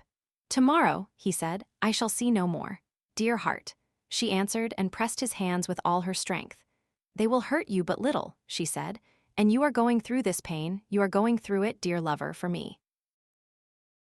Dear, if a woman's heart and life can do it, I will repay you. My dearest one, my dearest with the tender voice, I will repay." He was drenched in pity for himself and her.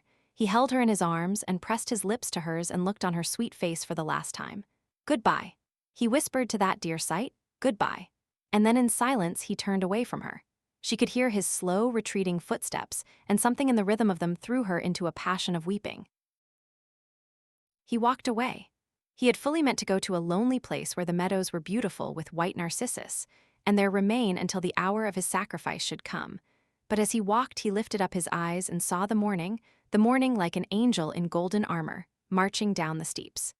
It seemed to him that before this splendor he and this blind world in the valley, and his love and all, were no more than a pit of sin. He did not turn aside as he had meant to do, but went on and passed through the wall of the circumference and out upon the rocks, and his eyes were always upon the sunlit ice and snow. He saw their infinite beauty, and his imagination soared over them to the things beyond he was now to resign forever.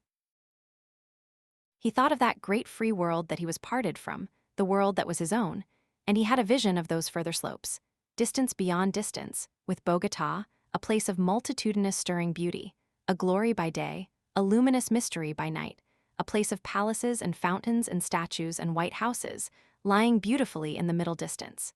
He thought how for a day or so one might come down through passes drawing ever nearer and nearer to its busy streets and ways.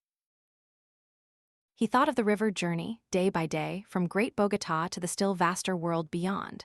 Through towns and villages, forest and desert places, the rushing river day by day, until its banks receded, and the big steamers came splashing by and one had reached the sea, the limitless sea, with its its thousands of islands, and its ships seen dimly far away in their incessant journeyings round, and about that greater world. And there, unpent by mountains, one saw the sky, not such a disk as one saw it here, but an arch of immeasurable blue, a deep of deeps in which the circling stars were floating. His eyes began to scrutinize the great curtain of the mountains with a keener inquiry.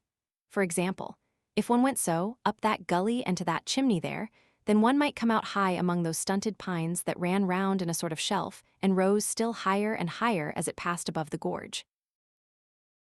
And then, that talus might be managed.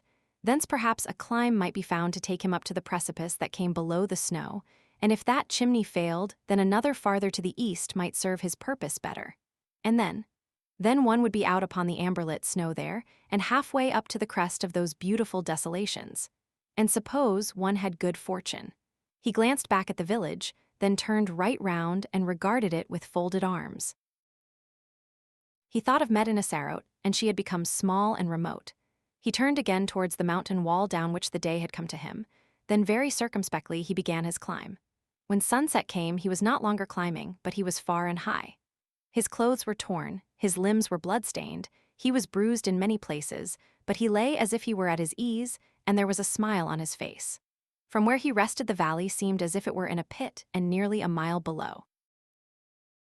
Already it was dim with haze and shadow, though the mountain summits around him were things of light and fire.